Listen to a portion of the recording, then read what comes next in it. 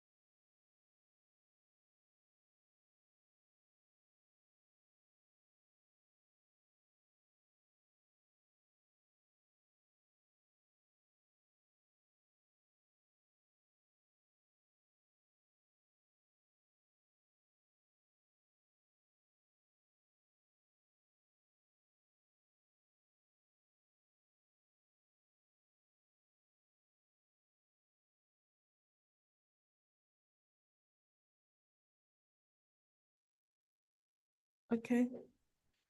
Sincere apologies to all for joining so late. My device was failing me in this instance. Nola, are we operating so that we can start? Yes, Chair, we're good to go. Thank you.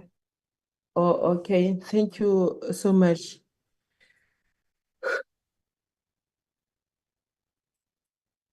Let me show the face. I will switch the video off later on, at least so that you can see that I'm here alive and kicking. I'll have to switch the video on, honorable members. Honorable members of the Portfolio Committee, the team that supports the Portfolio Committee, Minister Zikalala, DM Swartz, the DG, Mr. Dakana, and your team, the entities, the chairperson of Agrima SA board, the CEO of Agrima SA, the chairperson of IDT, the CEO of IDT, the chairperson of CIDB, the CEO of CIDB, the chairperson of CBE, and the CEO of CBE, and all those that are attending this meeting from the entities and from the department. Greetings to you all this morning. A special greeting and welcome. I think it's his first meeting today. Mr. Mshengu, the chairperson of IDT board. I think it's his first meeting this year as the chairperson of IDT. You are most welcome in this portfolio committee.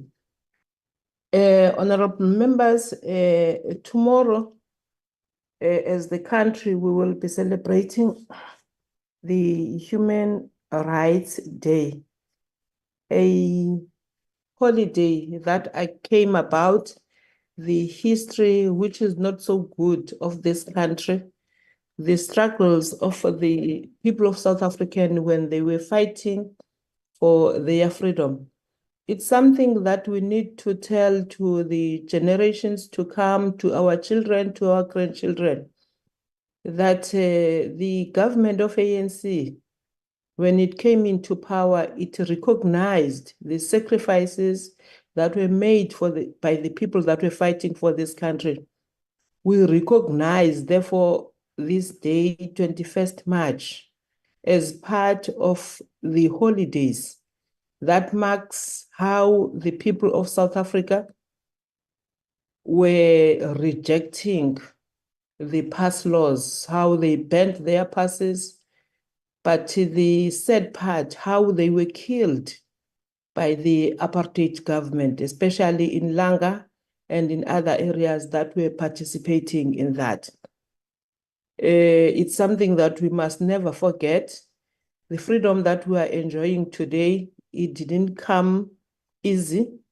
It came through blood that ran on the streets of Langa, Cape Town, that ran on the streets of Uitenhage in Eastern Cape, that ran in all the other areas in South Africa.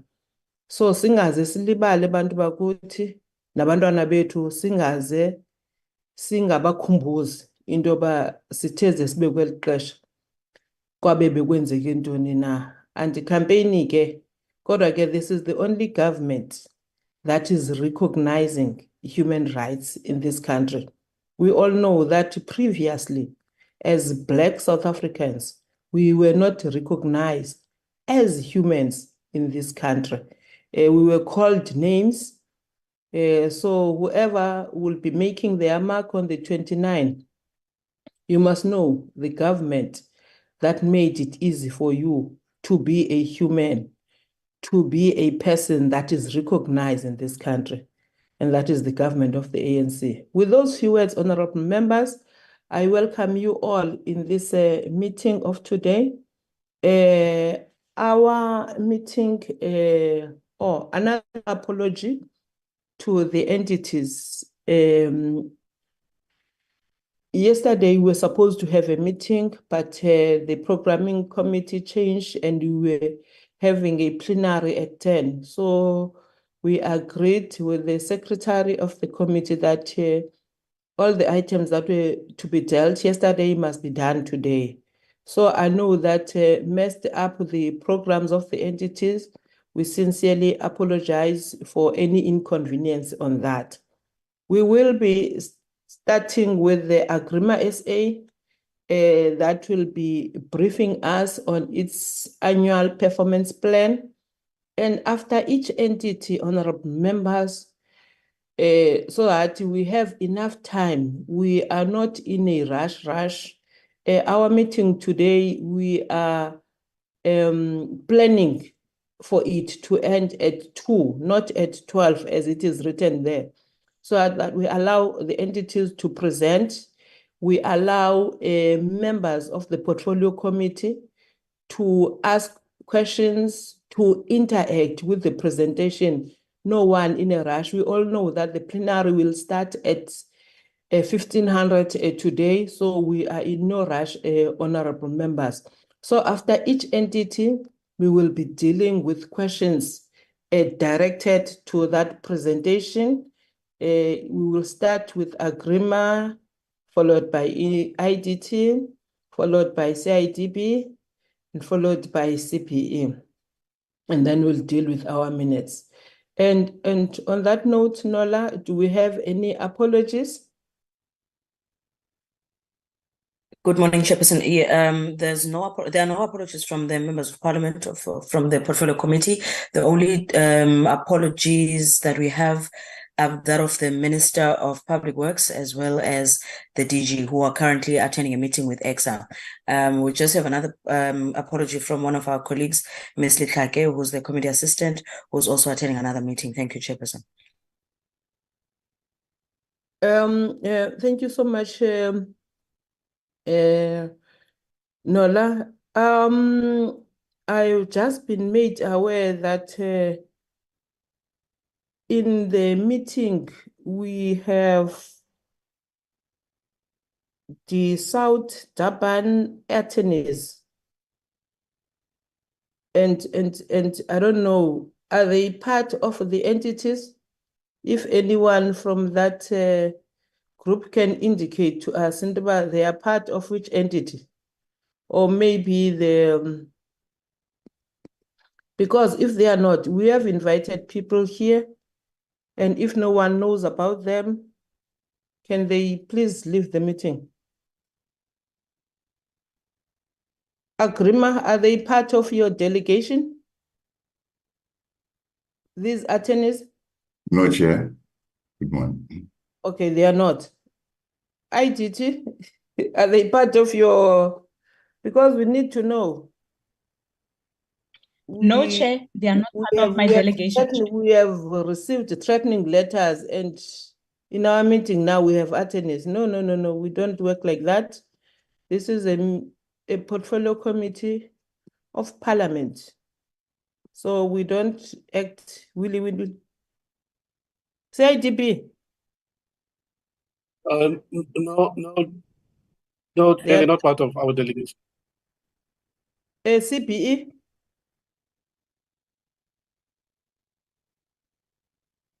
Okay, I understand CPE may not be part of the meeting. Yes? Chair, they are not. And then Chair, who good is? morning. They are Yes, not thank part you. of the delegate. And then, can we take them out? Chairperson, there's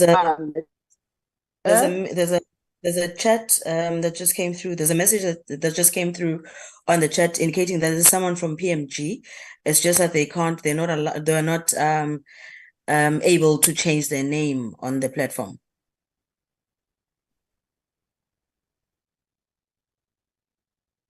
Okay. If that person is from PMGE, then we are fine. They are always welcome, but we can't be. Next time, please sort out your issue. We can't just have people that we don't know being part of the meeting. You should have indicated that PMGE, even if it's in brackets, so that we know. Then we will then invite Agrima SA.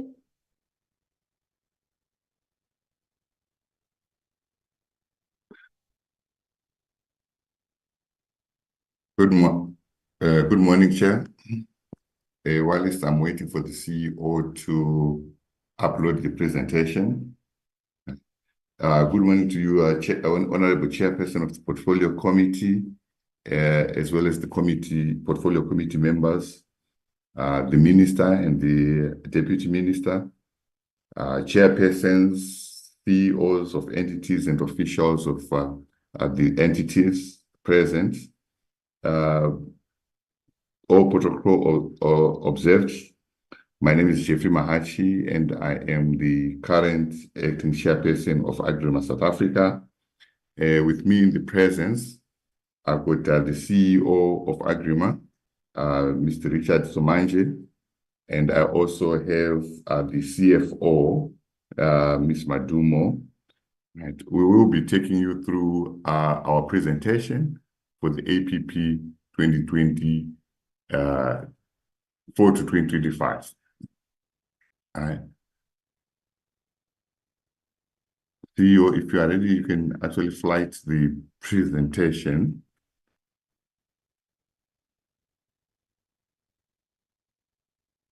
Hearing Chair, good morning. Perhaps if it will take some time. Okay. Can you just put it on slide mode? Thank you. The chairperson and members of portfolio committee will be going through the presentation. And as the chairperson, I'm just going to give an overview of the presentation from the mandate perspective. I'll just talk about the mandate and the Agrima South Africa's Act requirements. Thereafter, I'll then hand over to the CEO to give us more details around our presentation. And then he will hand over to our CFO for the finances. Right. So the structure is presented there. We'll start off with the mandate and then get into the details around the act, the mandate, and then we'll try and also just recapping for members to just reaffirm the mandate of the organization and our vision missions, and then we'll get on into what actually impacts the day-to-day business of the organization, our organizational structure, and then move into the strategies over the next 5 years, and then we get into the details around the APP. Right. With that, CEO, can I get to the next presentation so that I can run through the mandate? What I would want to do is just to give a quick overview again of the Agrima South Africa mandate. Why are we there? We are a state entity established through an Act of Parliament 2015. And our main objective, if I can try and summarize quickly, our main objective is really to try and give confidence, right, to the specifiers around the usage of non-standardized construction products and systems, to make sure that those products are fit for purpose. And the key word there is actually non-standardized construction products, those products where you do not have a South African national standard. So the Agrima's mandate is actually focused and it's different from the SABS standard because we deal specifically with products where there is no standard at all. And we also are there to promote the usage of these products in the Republic of South Africa. We are also there to ensure then that these products are actually promoted and they are actually introduced in the local market as well as in the international market. Next slide, share. All right. Critical in this whole process, we need to also be able to provide the policymakers on how to minimize the risk associated with these products. Right? So whenever you introduce any new product in the marketplace, there is always a risk that is associated with such products. And we need to be able to actually inform and we need to be able to minimize the usage of these products in the South African market. Right? We also need to be an impartial and be recognized, right, as a center for the assessment of these products and ensuring then that they are indeed fit for purpose. The next slide. So in terms of the Act, we are then required to do certain processes, right? So to make sure then that the products are indeed fit for purpose, we actually determine rules, we write processes, we write procedures so that we ensure then that we do provide rules that are applicable for non-standardized products. We also have the mandate of being able to suspend any product that is not actually complying with what has been approved by Agroma South Africa. So having done all that, we issue up a certificate, and just for everyone's information, a certificate is not a one-pager, but it is actually a certificate, which is a book, and that booklet stipulates exactly what and where the product can be used. And once we've issued out that compliance certificate, we then monitor the usages of these certificates so that if the applicant wants to renew the certificate, we know then that this certificate still continues to comply with what was initially approved by Agroma South Africa. Right? And we then keep up a register of all those products that we've approved. So if you go onto the website of Agroma, you'll then be able to find all products that have been approved by Agroma. Right? With that, chairperson and members of the portfolio committee, I would want to then hand over to the CEO to get into the details of our processes and procedures, right? And get us into the details of our APP. Over to you, CEO.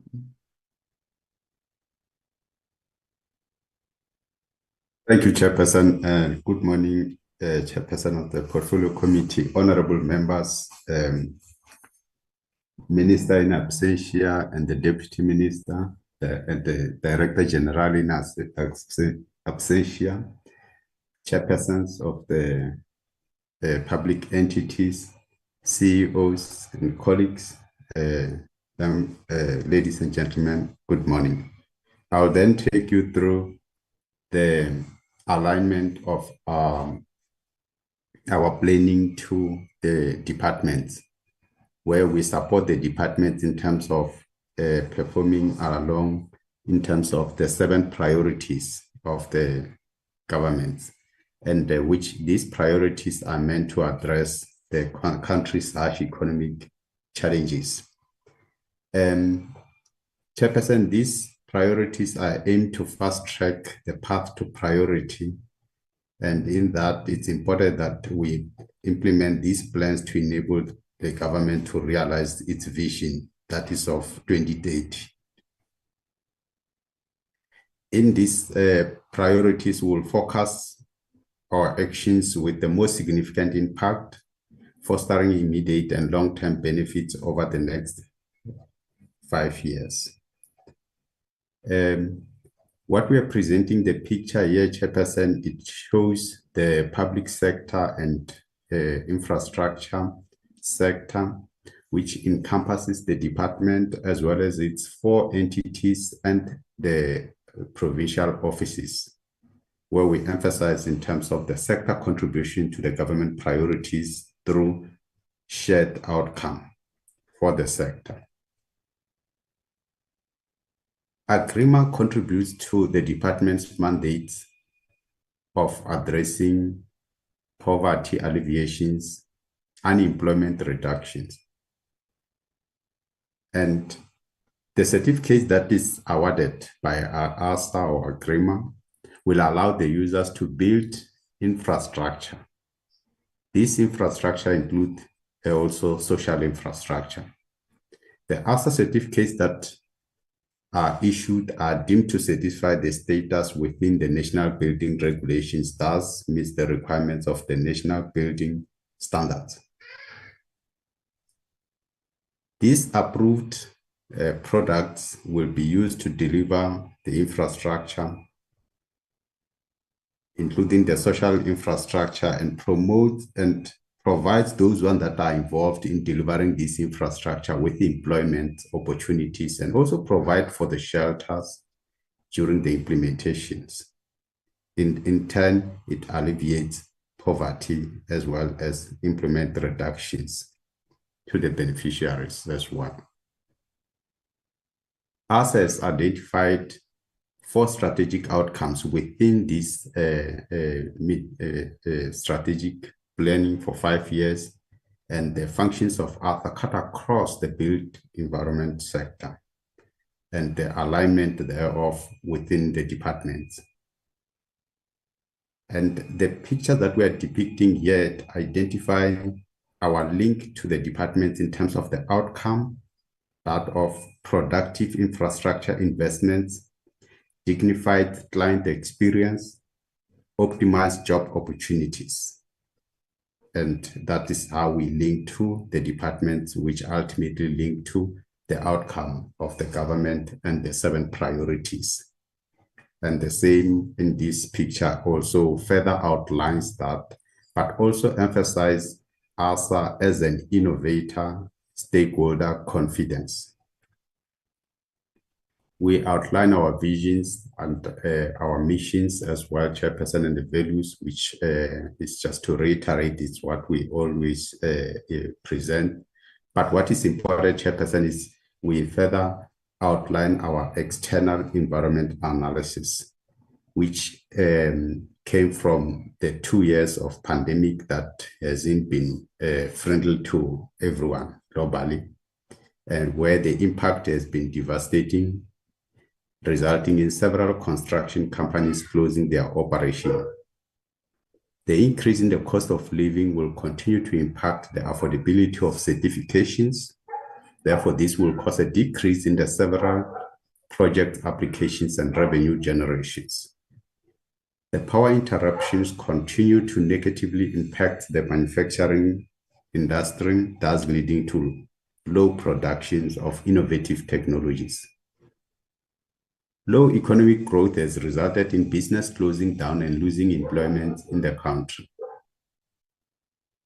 The current fiscal constraints experienced by the country has resulted in low tax collections, resulting in the National Treasury imposing a budget cut and cost containment measures.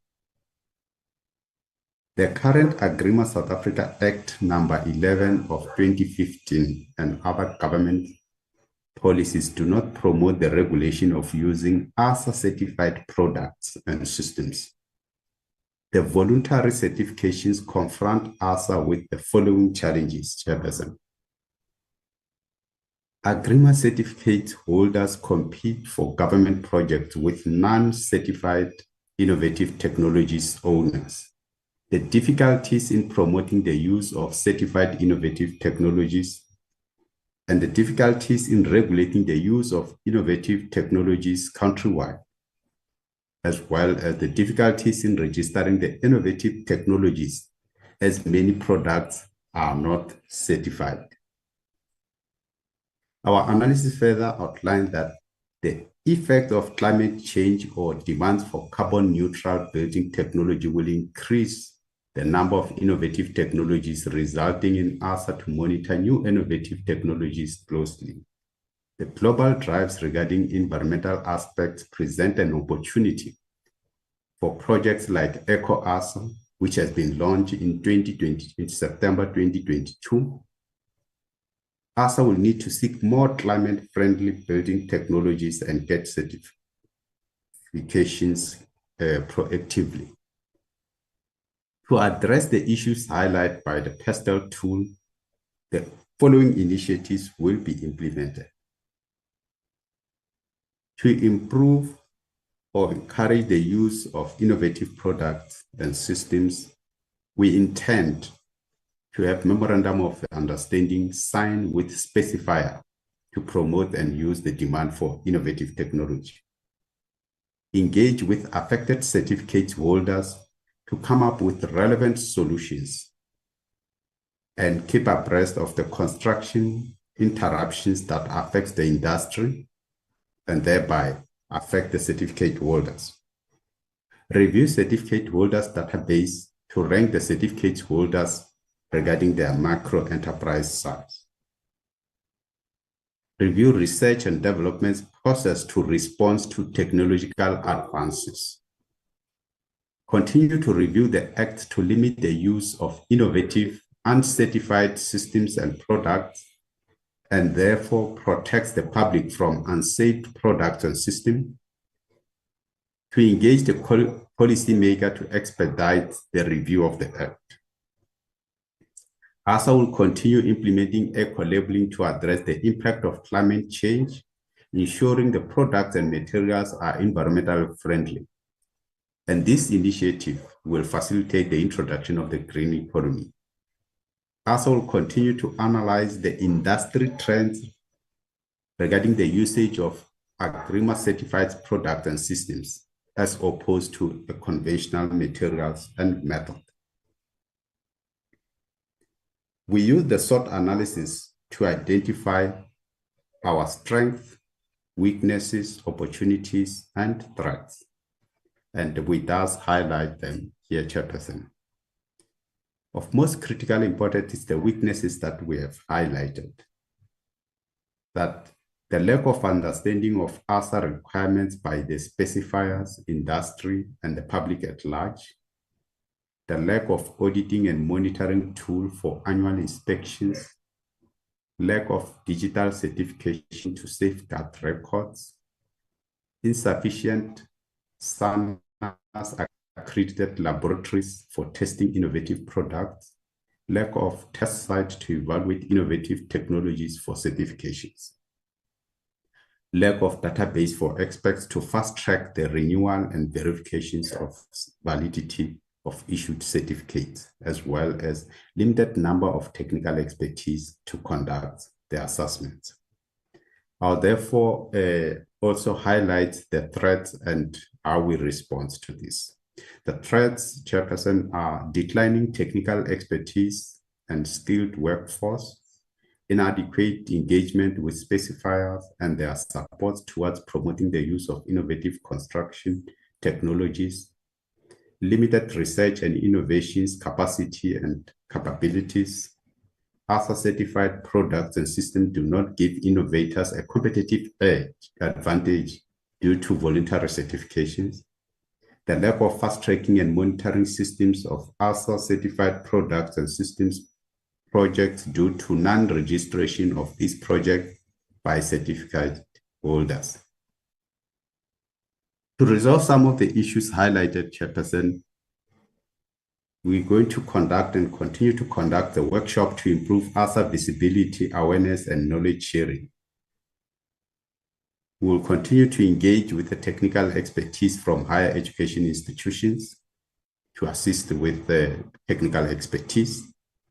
ASA will be embarking on a process to digitize its process to ensure that the operations are practical and efficient. The panel of experts will be put in place to assist with the fast-tracking testing of products and systems, the pricing model being reviewed to reflect the value given through certifications. Chairperson, we are, as ASA, it's got an oversight through its board, and the board is assisted by its committees to provide those oversight. We've got 4 committees as things stand. We've got Industry Advisory Committee, we've got Audit and Risk Committee, we've got Human Resource and Remuneration Committee, as well as Technical Certification and Compliance Committee. We've got management that is led by the CEO with 3 executives. And our organizational structure, Chairperson, is presented here, which has got 30, as things stand, it's got 36 posts, and of which 8 of them are vacant, which is equivalent to 22%. Our next 5-year strategy, as we project, Chairperson, is that in the next medium-term strategic framework period, ASA will continue to focus on the following areas.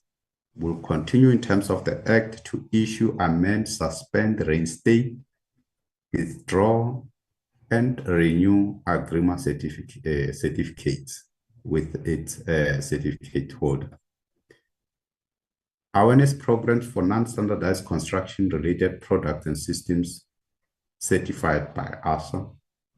Encouraging innovations in the technical, socio-economic, and regulatory aspect of non-standardized construction-related products or systems as certified by us. Monitoring and evaluating the quality management systems of a certified construction-related products and systems. And lastly, support, promote introduction, and using certified non-standardized construction-related products and systems in the local as well as in international market. In addition to that, we are now implementing the eco-labeling. ARSA is the competent body to undertake the eco-labeling for the government buildings and products for a renewable period of 5 years. Eco-labeling systems will address aspects such as indoor air quality, comfort, environmental, material, and energy resource conversations. The eco-labeling will be incorporated into the department standard specifications for construction-related works. The green rating tool for public building. ARSA is mandated to rate the public sector building using a green building rating tool that is still being formulated. This presents an opportunity to rate the current public buildings, where the new buildings shall be built according to the set standards and thus contribute towards the green economy. We will do this in strategic links with members of the World Federation Technical Assessments Organizations, as well as the sister entities, which is cidb, CPE, NHBRC, as well as SABS and government departments. Our next slide, Chairperson, link the DPW objective, or the department's objective, as well as that one of agreement's mandate, and how we classify them, whether it's administrative or it's technical. In terms of massifying job creations and infrastructure, we'll continue to provide assurance to the specifiers as per our object and the users. That is how we linked this. And that is also in terms of our program for us, is that the number of training sessions that we held with the small, medium enterprises on procurement as well as certification requirements, because we have established that our processes, whether it's procurement processes as well as the certification requirements, are not well known to the public at large. And in terms of this training, partnering with the department, partnering with the NHBRC and any other stakeholders that we are invited, and the meeting that we also hold, we continue to inform, educate, and share our processes so as we can improve or contribute towards the transformation of the built environment in as far as the innovative product and system is concerned.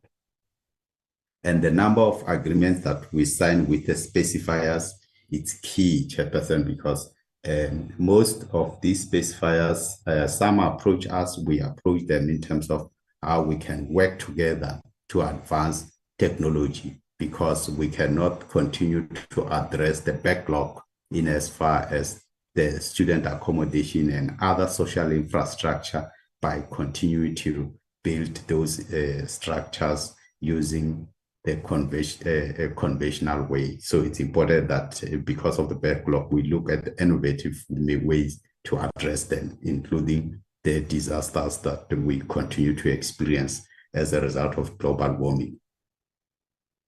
The structural reform ease of doing business. We continue to engage in our front. We identify designated groups that we need to engage with them in as far as the procurement is concerned. And we make sure that we pay our service providers within the 30 days, which falls under administration.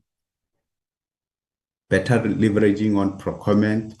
We continue to spend on those designated groupings and to make sure that they are paid within 30 days, and the number of agreements that we sign with the specifier. It's important that we identify that.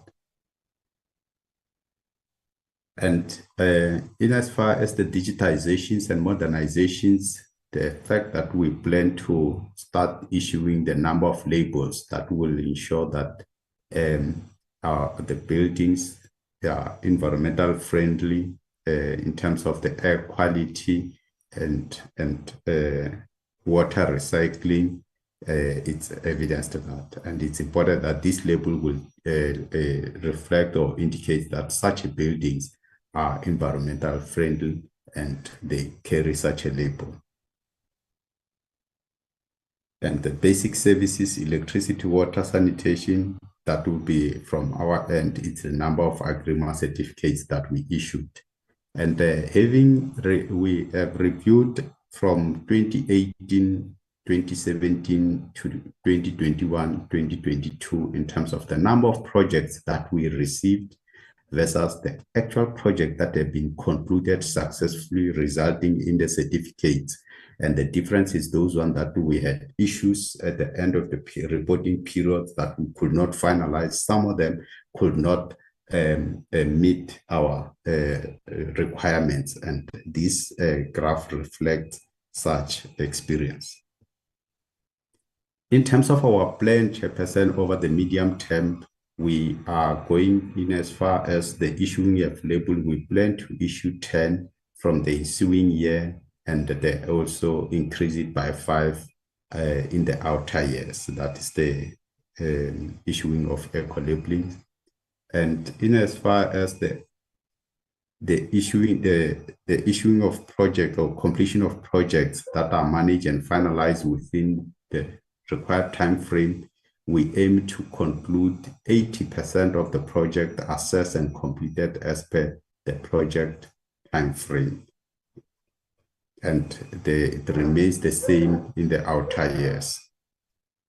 In as far as the issuing of certificates, we plan to issue, given the challenges with the economy, we have adjusted from the current plan. Then we plan to issue 14, increase to 15 across in the outer years.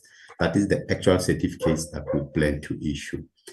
And in as far as the analysis of the usage of agreement certified products and systems, will continue to issue 4 reports. That will be 1 per quarter, but increase to 6 and 8 as we further want to understand the usage more accurately and increase the impetus. In terms of signing the MOUs, that is the Memorandum of Agreement with the specifier, we are planning to sign 2 per annum, even in the outer years.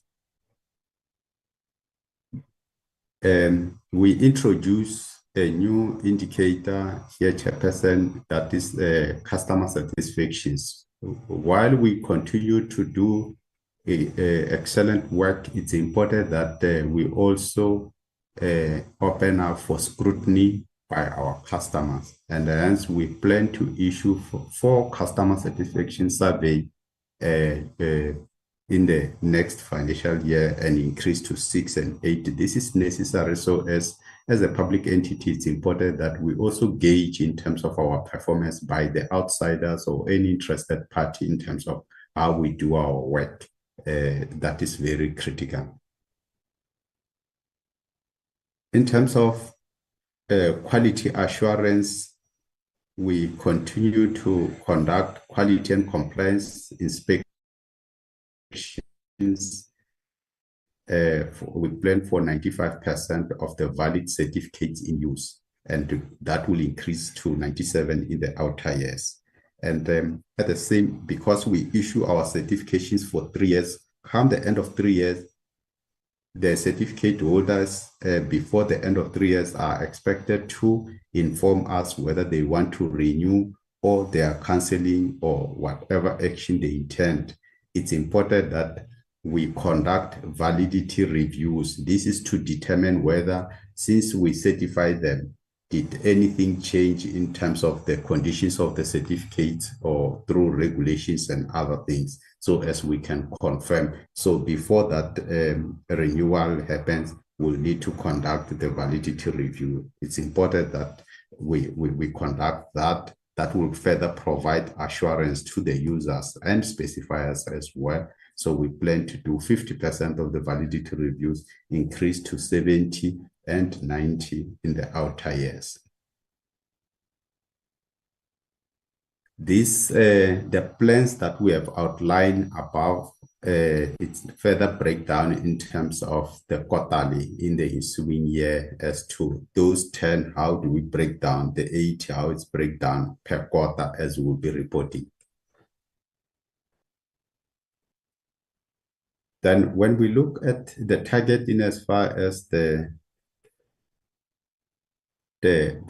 finance or administration is concerned, Chairperson, we have been achieving unqualified audit opinion for as long as we've been in existence.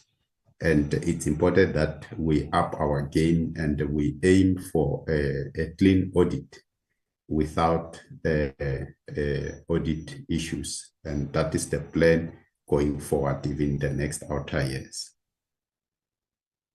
And in as far as the implementation of corporate governance, we plan, if there are audit issues, we plan to implement 90% of those. In terms of the internal audit findings, we plan to implement the internal audit recommendations, 80% of the issues per reports that would have been issued in the ensuing years across, even to the outer years.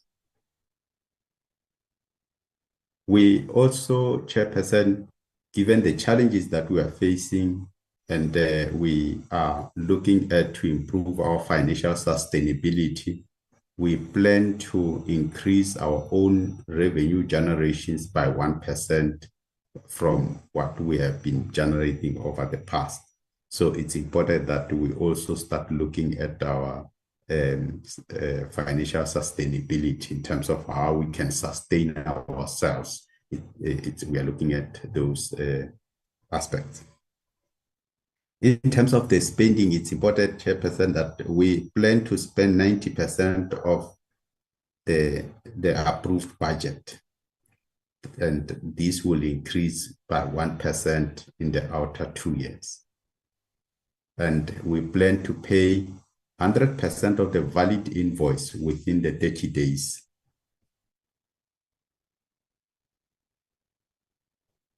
We also introducing the percentage spent on BBBEE compliance suppliers, and we plan 70% on a ensuing year and increase by 5 in the outer 2 years. In as far as irregular expenditure, we plan to spend 0 across the board in as far as the irregular expenditure is concerned. The same applies with the fruitless and wasteful expenditure. We don't intend to incur any in those 2 aspects. For us to continue to develop the SMEs, it's important that we partner with other like-minded entities to provide training. We partner with the small enterprise development entity in terms of the training, NHBRC, the departments, and any other public entity and key stakeholders that we are participating on, just to make sure that everyone is aware of our procurement processes. Everyone who wants to participate to transform the built environment are aware in terms of what are the certification requirements and how they can participate, and any advice that they might want. We continue to engage on that. We plan to spend 30% of our procurement spend directed to the designated groups of women, youth, and people with disability across the board. The slides here shows in terms of breakdown on a quarterly basis how we intend to report in terms of our plans.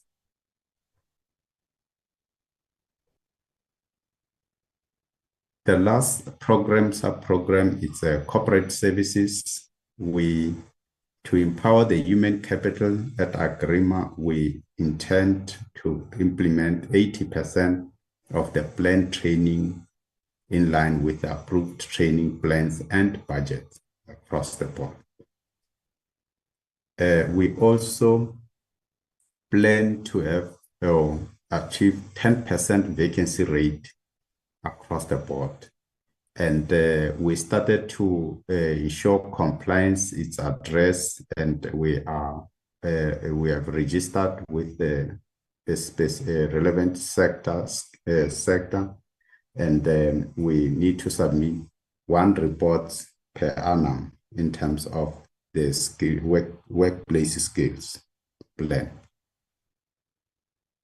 And we plan to hold 1 stakeholder engagement forums that will further share what Agrima does and the benefit of having an entity such as Agrima, and to share the knowledge and also inform everyone in terms of how they can get assistance if they experience challenges in as far as the innovative product and system is concerned.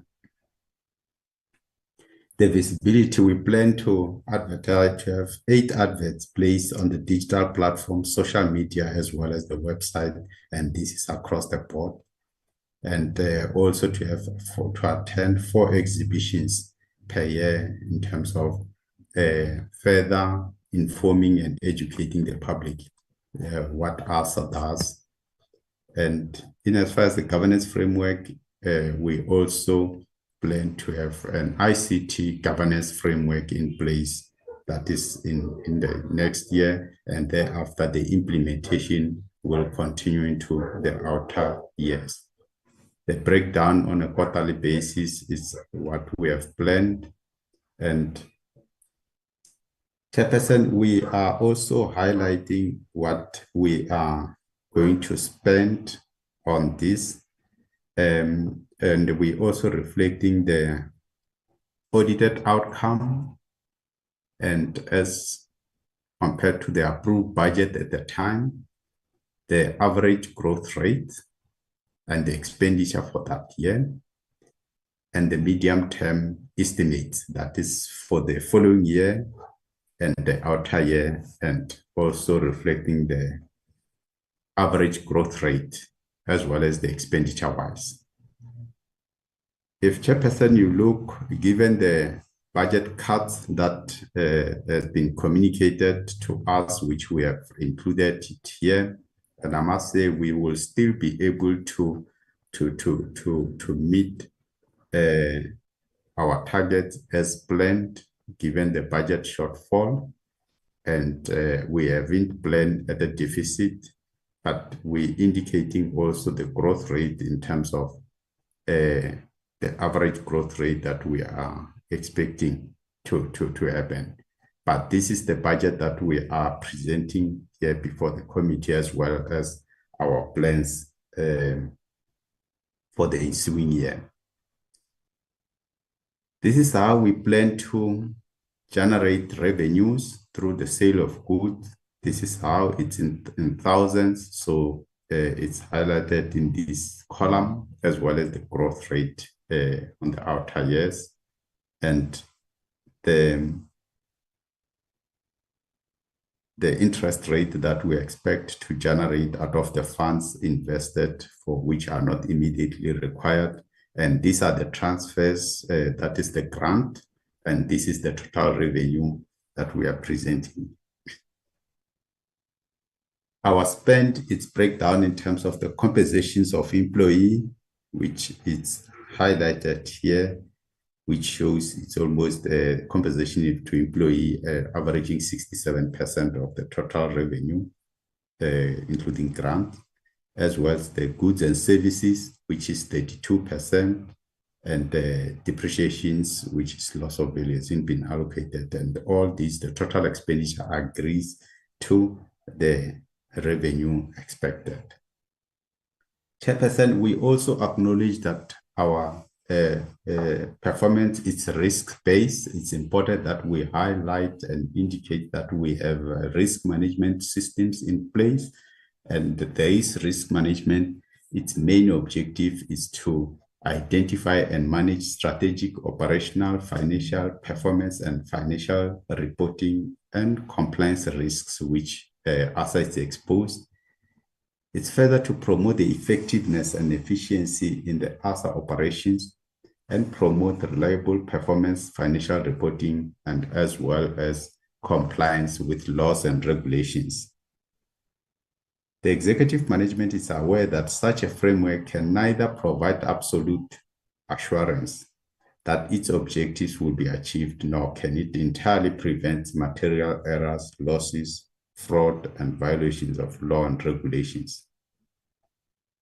It's the executive management that owns and manages these risks and to maintain adequate controls, executing risk and control procedures on a daily basis.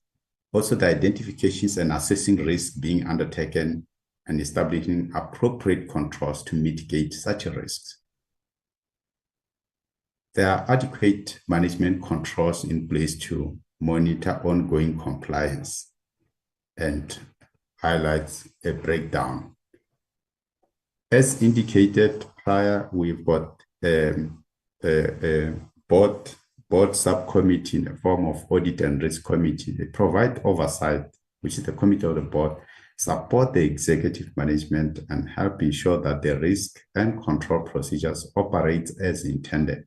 We also got an internal audit that facilitate and review the effectiveness of the governance, risks management, as well as internal controls.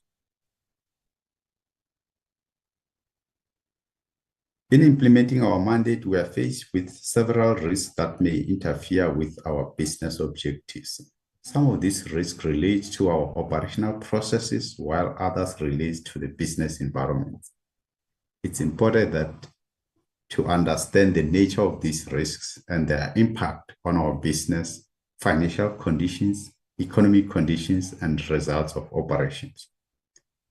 Some relevant risks are described which may not necessarily be in the order of materiality. It's important to note that these risks are not the only one we face. Some risks may not yet be known to us by now, but specific risks that we do not believe could become material at a later stage. We highlighted the key risks as well as the mitigations, chairpersons, in these blocks. We may not necessarily go through each one of them in this presentation, but it's highlighted so that we are aware of the risks that we are faced as an organization.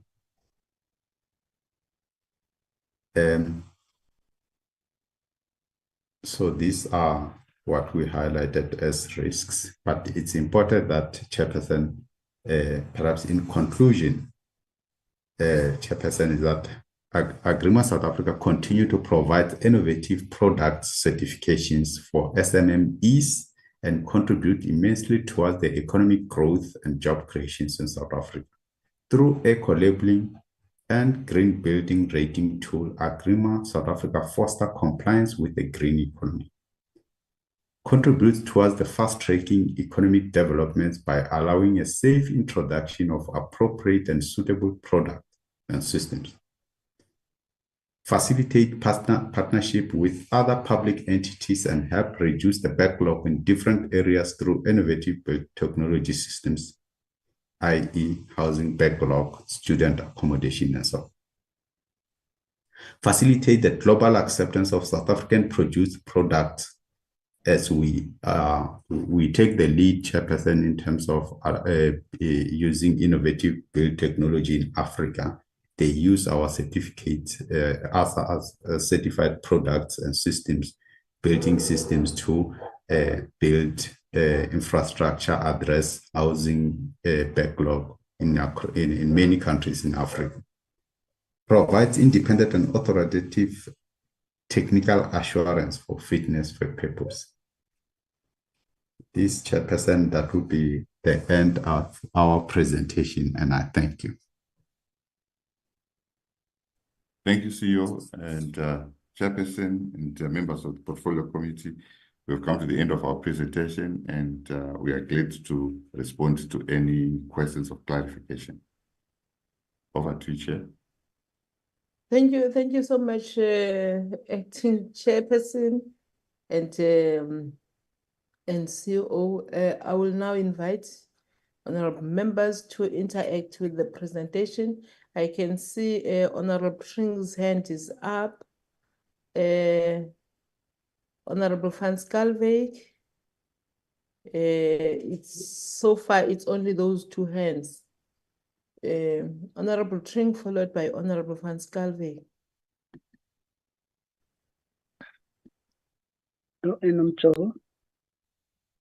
Thank you, Chair.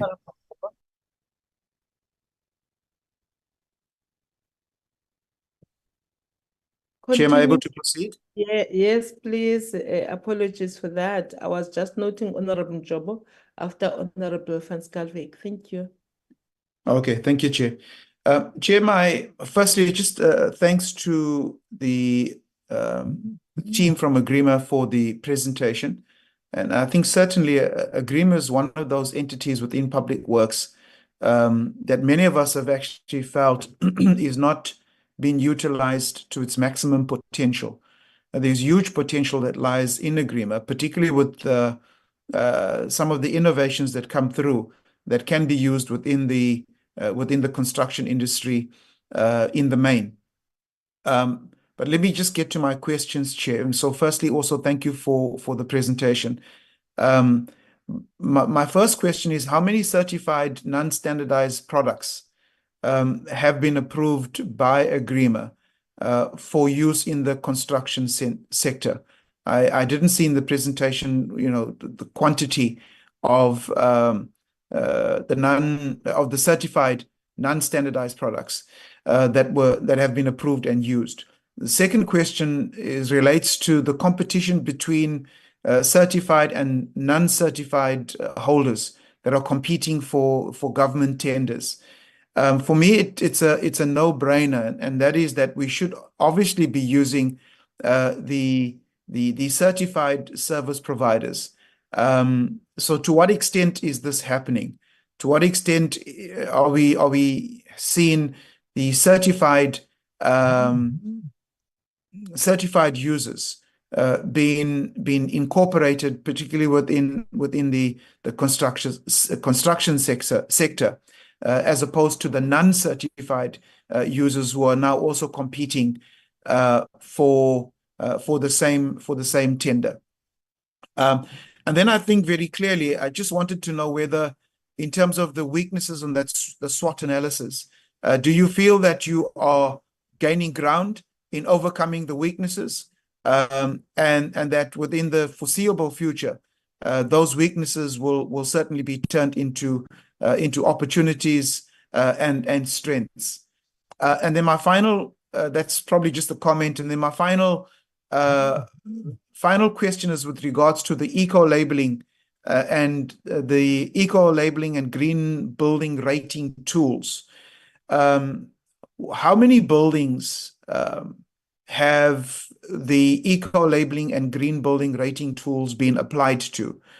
And were these in any way also applied to the Telkom Towers buildings that the department has purchased and has not been able to use? Thank you, Chair.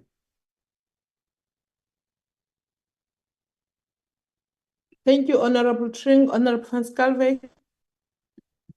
Thank you very much, Chairperson, and good morning to Honorable Chairperson, members, Honorable DM, the officials of the department, and entities, as well as the officials of Parliament, our team. Good morning to everyone, and thank you very much to Mr. Sumanje for this presentation. We've always had this same sentiments.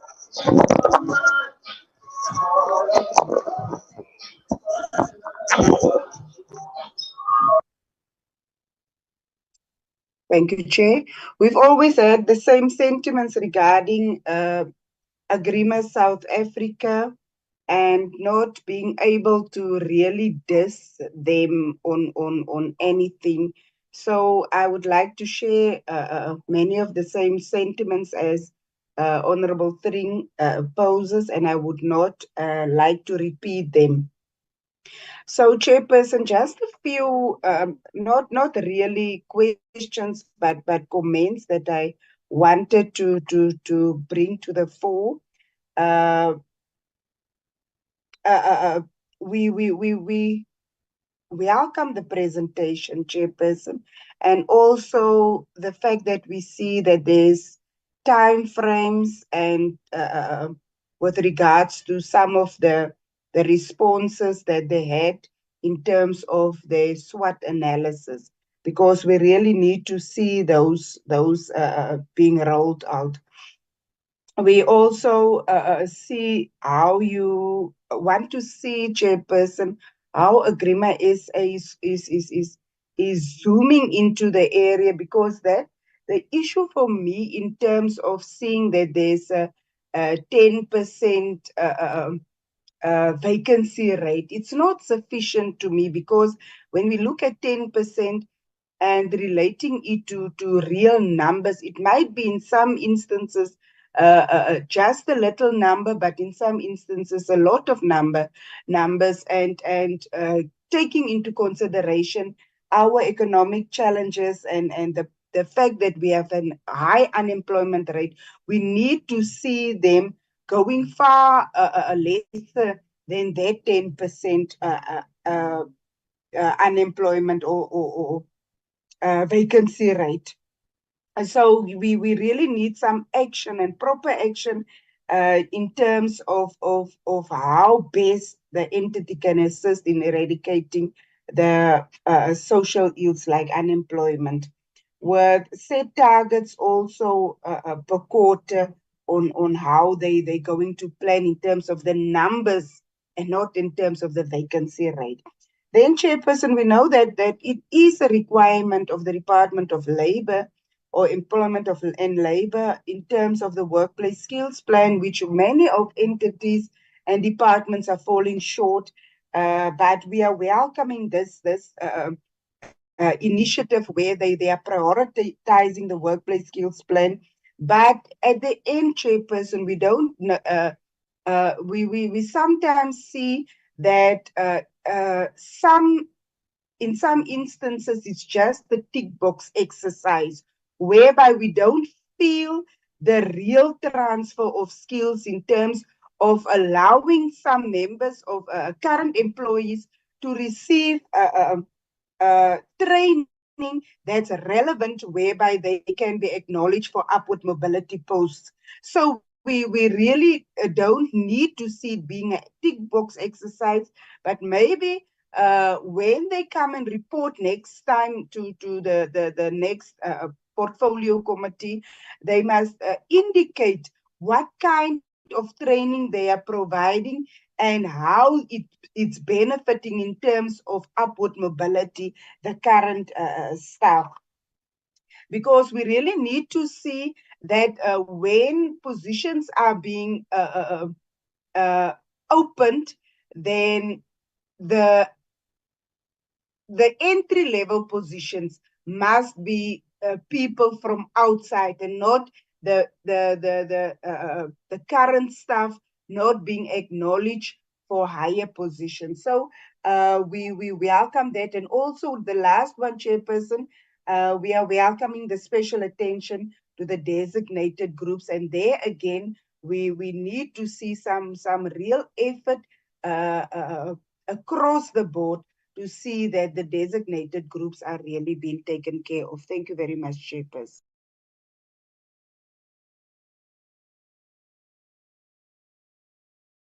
Thank you, Honorable Van Schalkwyk. Honorable Njobo. Thank you, Chairperson, for the opportunities, for the opportunity, and greetings to you and my colleagues and the Deputy Minister of Public Works and Infrastructure, Public Works staff. I'm covered on question 1 by Honorable Van Schalkwyk on that 10% vacancies. I'm just one clarity on that 10%. What is their target on that 10% vacancies? But Comrade Sharom covers me on that one. But on the compensation of employees, I think if you can get more clarity on that one, it's not clear which percent or the amount. Then the last one, they have 7 weak points. What are the causes of those weak points? Thank you, Chairperson, for the opportunity. Thank you, Honorable Jobo. Honorable Mashele. Thank you very much, Chair. Greetings to yourself, my colleagues, the support staff, all the entities here, the department led by the DM. I'm not sure that she's still here. Chair, let me welcome the presentation, and safe to say, this is one of the entities that is doing well, and ever since we arrived here, it's one of the entities that is doing well. However, maybe firstly to improve on the entity that it has to do more. In terms of its audit outcome, it would be important that they move to a clean report. My question, Chair, is I just want to check with the entity. What is it that the entity is doing to encourage innovation, particularly in exposing the entity to young people in high schools, to see what they are doing, such that they look at how they can assist our country in bringing innovative ways of doing things, high school and also universities. What is the entity doing to expose itself to the rural people, rural young people out there, such that, because we all know that as a country, we're doomed to fail if we don't bring ideas that have never existed before. And I think Agrima say it's a best position to can assist us in moving towards that direction. Otherwise, if Agrima is not going to, or ourselves as a country, if we're not going to take the issue of innovation serious, we are doomed to fail as a nation. The transformation that we seek to achieve will not achieve it if we don't bring new ideas that have never existed before. What is the entity doing in relation to that? Thank you very much. Thank you, Honorable Mashele. Let me also add my voice in welcoming the presentation done firstly by the chair, secondly by CEO. I think ever since we came in, this is one entity that we've always appreciated the way that it is doing its work. But one thing that we mentioned is that the majority of us in the portfolio committee, it was the first time that we heard of such entity. But we have seen your strides in ensuring that you market and advertise the entity. But coming closer to what Honorable Mashele has said, I think you need to stretch out the marketing part of the entity, maybe by visiting universities or high schools, so that even students at the institutions of higher learning, they know that they are free to do the innovations, and also there is a body that certify those innovations that they do, especially in the built environment. I think we need this entity needs to focus on that. It will also be another way of roping in young people to it. On the other issues, I think I'm covered by my colleagues. Over to you, Agrima. Thank you, Chairperson, and thank you, honorable members. I will just start off, Chairperson, with your last comment, right? And I would really want to appreciate the honorable members in the way they've pushed us over the last couple of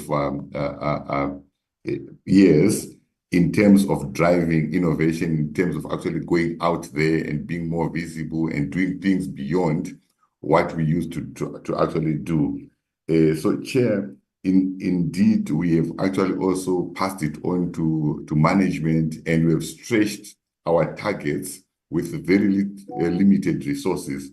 So we have embraced, and I think I should actually really compliment you for really pushing us to stretch ourselves. So yes, we have also encouraged innovation. We have partnered and we are visible with many institutions, academic institutions, where we go and we do presentations, we do lectures, we do workshops with these institutions.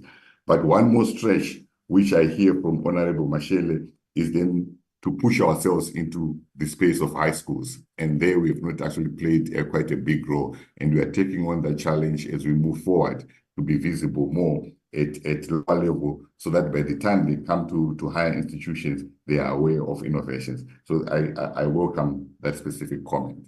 Then coming back to the comments from Honorable Tring, thank you very much for your comments. And how many certified products do we have?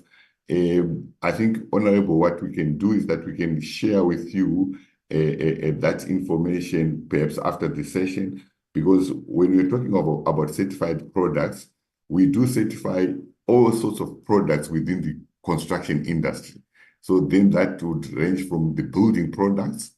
They can also be the roads products, your bridge decks products, your water retaining systems, or everything that is innovative within the space of construction.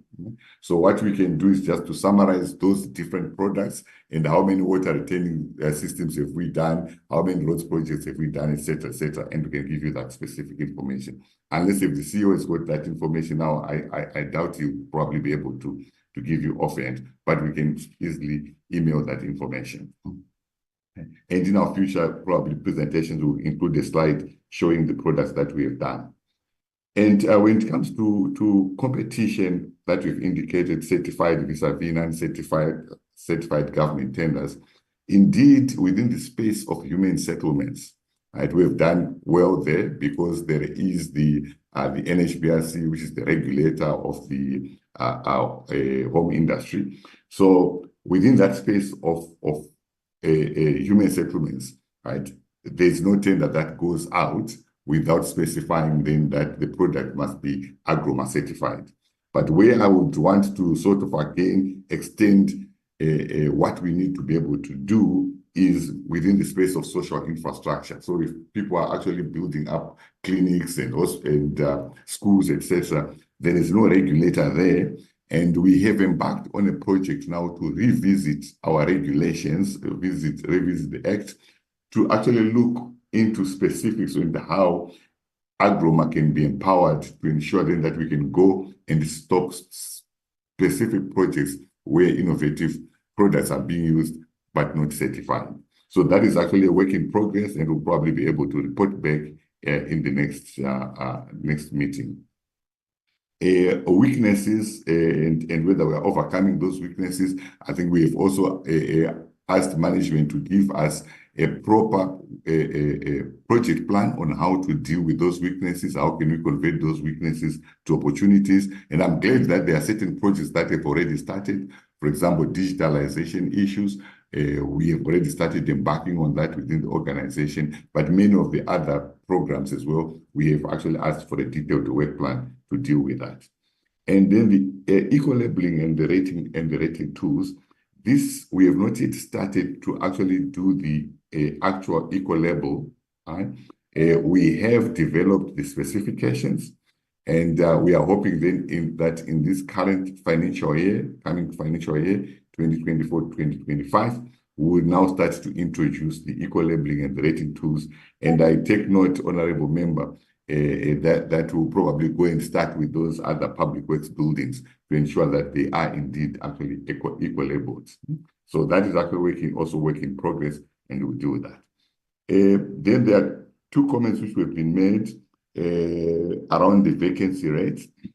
And I agree 100%. I mean, if you talk of a percentage, 10% of 100 is probably 10, and 10% of only 10 is probably 1%. So probably the 10% might be misleading, but we have, and I think the CEO's presentation, unfortunately, I think he was talking as submitted some couple of weeks ago, but as of this week, right, we have actually reduced our whole, we've reduced the whole vacancy rate. Right? In my understanding, when I was actually chatting with management this week, our vacancy rate is sitting at number three people only, that we need to actually make sure then that we occupy and we appoint those people within the next few weeks. Right. So, Chair, I will then leave all the other human resource related issues to the CEO and his team to answer those questions. Over to you, CEO.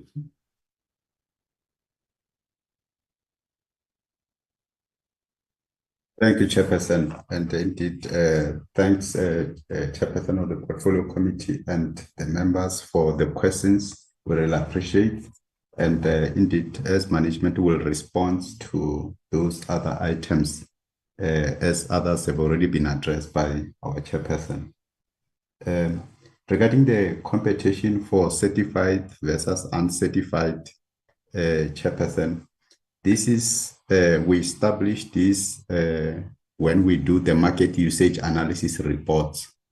These reports help us to understand the impact that our certified products it's having at the community, and we engage counselors, we engage financial institutions, we engage innovators and the beneficiaries where products are have been built. And that's why we highlighted as a weakness to say the lack of the register where the innovative product has been utilized, and we want to improve on that front, because it will be important for us to have a register in terms of where innovative products are used and who actually built that or supply such an innovative product. And as the Chairperson has indicated, that review of the Act will put us in good stead in terms of ensuring that all innovative products and systems that are put or constructed are registered and they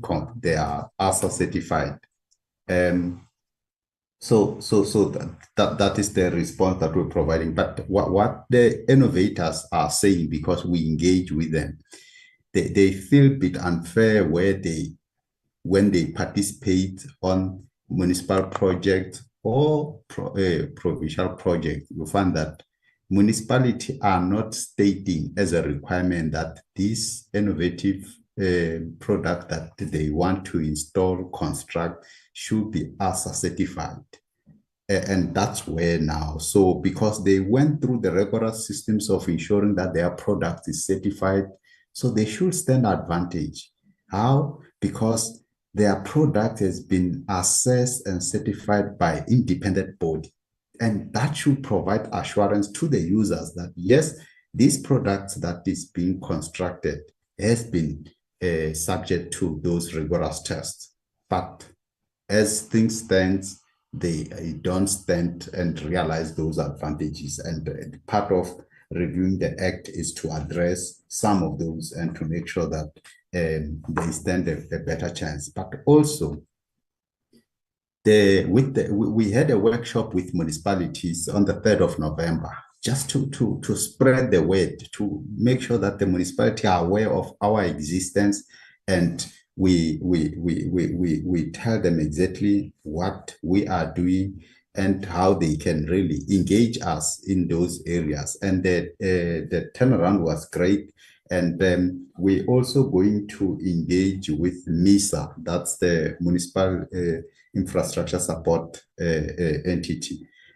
Also then, because we told them that most of the products that they see in the rural areas, whether it's a storage tanks, it's the wheelbarrow tank that has got a tank, it's any products that is being utilized out there, it's what we have certified, whether it's a sanitation product that is being installed in schools and in the rural areas, some of them are certified by us. So it's important that once we engage with the municipality and they make that as a requirement, now they will become a specifier in terms of, they will make sure that whenever they go out on tender, they said Agrima certified products. In that way, it will provide assurance to everyone. And it's something that we are engaging with MISA, and so that they will get the municipalities on board to improve on that front.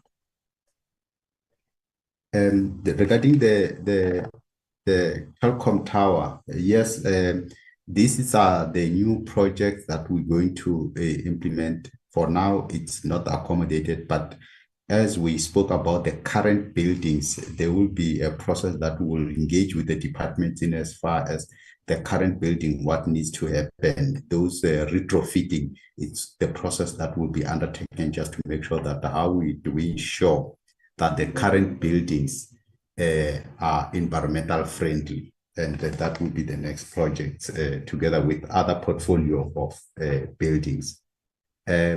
Yes, we acknowledge the training indeed. Our training will be direct and specific to ensure that the employee are trained for upward mobility, and that will go a long way. That is what we are going to make sure. And in our next reporting, indeed, we will be reporting as such. And regarding the designated groupings, yes, we continue to engage on that, and our reporting next time will even go to the extent of identifying as to how much is spent on women in our procurement and how much is spent on youth and as well as the BEE, and it's what the report will further share some light in terms of how we engage those designated groupings. In as far as the compensations are allow the CFO to expand on that. And yes, I think from my end, these are what I will just to indicate in as far as the other initiatives that we are undertaking is that we're also going to engage or plan to engage with the Council for Higher Education in terms of looking at the influence or the bringing in a form of a curriculum through the higher educations in as far as the innovation is concerned, and in as far as the high schools will look at to engage with the Department of Basic Education to see how we can start by visiting those schools, and also the curriculum, how can it be accommodated so that we start talking about innovation as early as the high school than just the post higher education institution. Thank you, CFO, if you can respond on the compensations.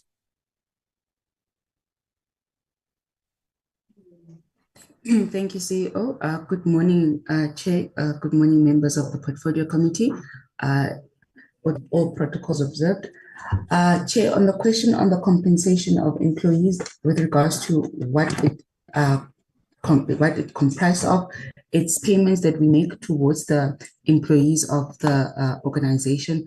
As the CEO presented earlier, we were sitting with a staff establishment of about 36 employees. So that amount that you see there is payments that will be made to the staff throughout the NTF period.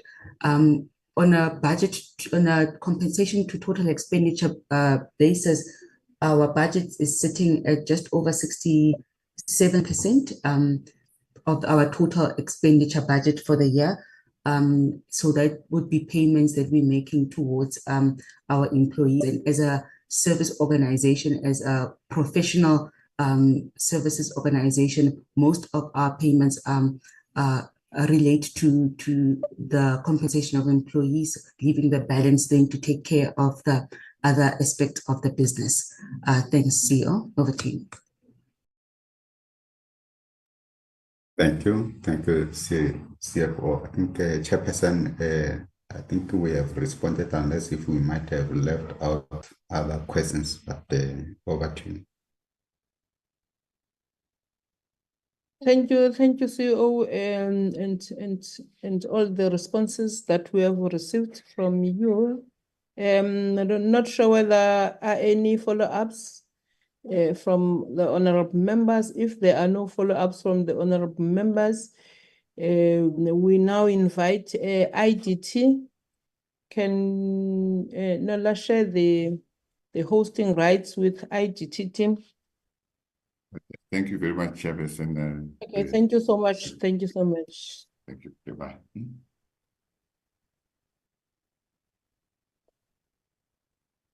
Honorable Chairperson of the Portfolio Committee, honorable members of the committee, Deputy Minister of the Department of Public Works and Infrastructure, Director General and staff of the department, CEO and staff of the IDT, I thank you for inviting me to introduce the annual performance plan of the Independent Development Trust for the 2024-25 financial year.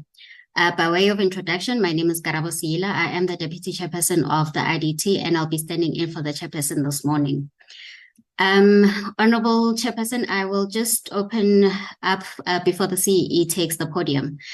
Just to indicate, the goals of the IDT as contained in this plan are reflective of the collective efforts of both management and the IDT Board of Trustees, with the support of the Department of Public Works and Infrastructure.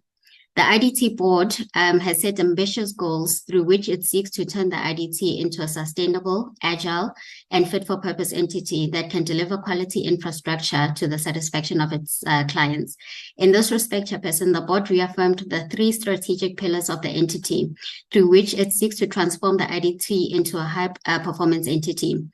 The following 3 pillars of the IDT strategy are to build an organizational capability fit for purpose, to refocus and streamline client service offerings, and lastly, to secure the entity's financial sustainability.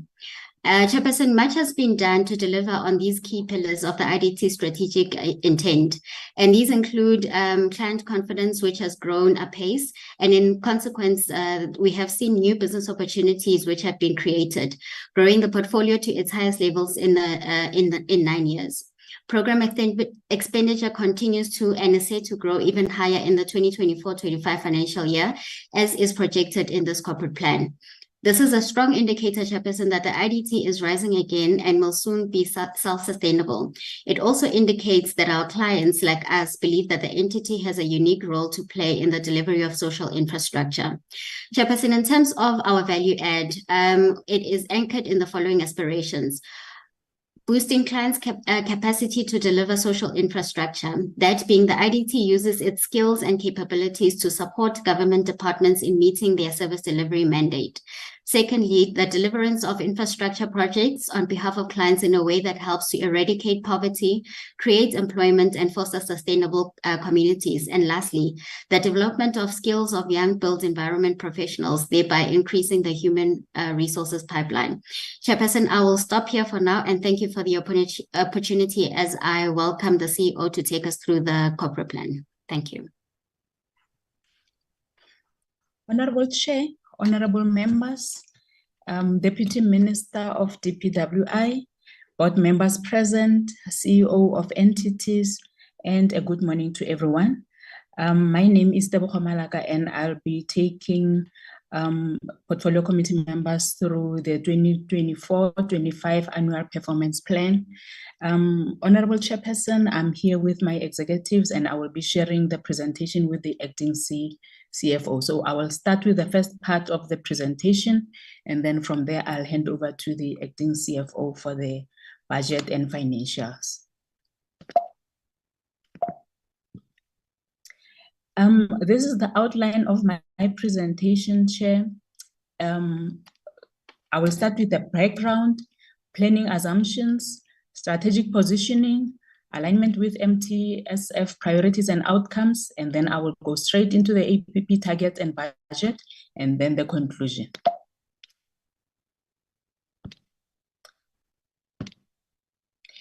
The purpose is to present to the Portfolio Committee on Public Works and Infrastructure the 24-25 APP plan of the IDT, Chair, as I have highlighted. In terms of our mission and vision, our mission, Chair, is the IDT is a built environment project management agency which manages and delivers integrated public infrastructure programs, Chair. And we are a commercially driven public sector built environment project management enterprise. With regards to our environmental context, Chair, the IDT strategic intent is informed by the following realities. We are all aware, Chair, that the state continues to experience alarmingly huge capacity deficit to meet the demand for public infrastructure. And most of the projects, Chair, have project overruns, overspending, and lack of integration and alignment of public infrastructure delivery, leading to significant losses. And with this, Chair, then the IDT remains a valuable asset of the state for public infrastructure and related service delivery. In terms of our operational context, Chair, we are all aware of the entity's past challenges, and this had an adverse impact on its revenue generation and ability to fund its operating cost. And this has threatened our going concern status. However, Chair, much has been done as the Deputy Chairperson of the board has highlighted. Client engagement efforts are bearing positive results. You will see, Chair, with our increasing portfolio and the targets that we have put in on our APP. As a result of these efforts, client confidence has risen and portfolio has increased to levels last witnessed in the 2015-16 financial year, while program expenditure has also risen to levels last seen in the 2018-19 financial year. Efforts towards entity transformation are underway, Chair, and the process of reconfiguration is in the minister's hands as the shareholder. The entity's obsolete enabling technology is being addressed. You'll see, Chair, in our budget presentation that we have budgeted for our ICT, as this has been a stumbling block in how we deliver our projects. And we continue to expedite the acquisition of human resource capacity. And with regards to our planning assumptions, Chair, I will start with the external environment and then go to the internal environment. With regards to our external conditions necessary for the plan to be successfully executed, we have 4 issues that we need to look at, which is the long-term sustainability and certainty of the mandate, the corporate form and identity, as I have highlighted with regards to the IDT reconfiguration, and also the going constant status with regards to our financial position as an entity, and also the business portfolio that we need to continuously increase for us to remain financially sustainable. The internal environments, Chair, are the conditions that are necessary for this plan to be successfully executed. And we are talking about our capacity as IDT to deliver and have enough resources with regards to the human resource capacity and also the finances to be able to deliver on our mandate, the enabling technology, and also our business processes. We are continuously updating our policies and also our processes to make sure that we are a fit for purpose entity, Chair, that will be agile and efficient with the services that we provide to our clients. We are also looking at the organizational culture. With the previous challenges that we had, Chair, we need to change in the manner that we do our business, and this also relates to our organizational culture and also the quality of personnel. We have been striving to ensure that we professionalize the IDT by appointing professionally registered individuals and also resources that are qualified for the positions that we advertise, Chair. In terms of our strategic positioning, I will talk to the pillars of the 3-year strategy and explain them in detail in the next slides. The pillars of the 3-year strategy relates to the following: building an organizational capability fit for purpose And this also talks to our transformation of the entity and also ensuring that we adapt people's supply chain processes that delivers talent ahead of demand. We also refocus and streamline client service offerings by developing a portfolio of market segmented services and delivery channels which delivers on customers' value proposition. But over and above that, ensure that we deliver quality social infrastructure on time, within budget and scope, and develop a model to drive customer centricity throughout the organization. Chair. We need to secure the entity's financial sustainability by growing our revenue streams, and that what we are currently targeted to do with this APP. Adapt SCM processes to align with client services and compliance requirements, and monitor and adjust cost to sustain delivery viability share. And this relates to our debt collection with regards to our management fee, the cost containment, and also activity-based costing. But we also want to develop alternative models to reverse the adverse balance sheet status. With regards to aligning with our MTSF priorities and outcomes, Chair, this slide focuses on what IDT as an entity, what impact statement we will have, and we are saying quality accessible public infrastructure that contributes to national priorities will ensure that we have an impact on the DPWI outcomes and also on the NDP MTSF priorities, Chair.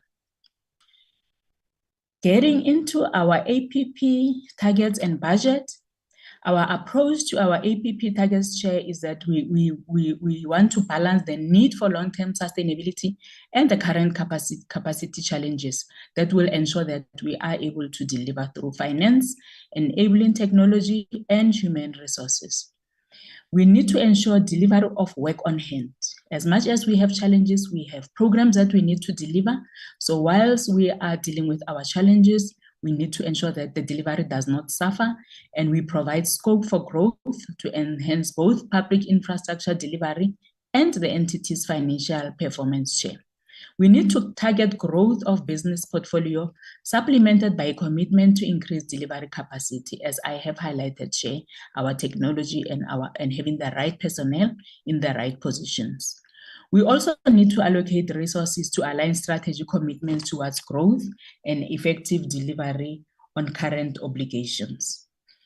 Our targets are informed by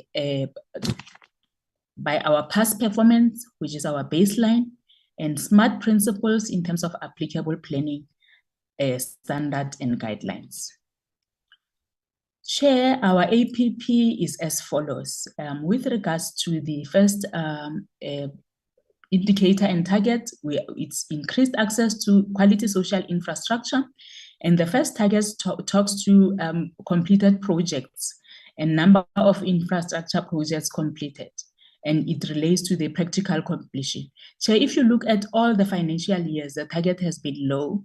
But what we did with this APP is that we combined all the projects that we implement. For example, the non-greenfield and the greenfield projects, so that we have one figure that we are able to monitor in terms of completed projects. So for this financial year, Chair, we are targeting a number of 248 compared to the previous years where this target was broken down into different segments. With projects completed on time, we are targeting a percentage of 60%.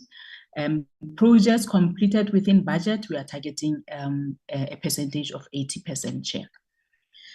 With contracts awarded to designated groups for 2024-25, our percentage that we are targeting is 40%. Program expenditure on designated groups, Chair, we are targeting 70%.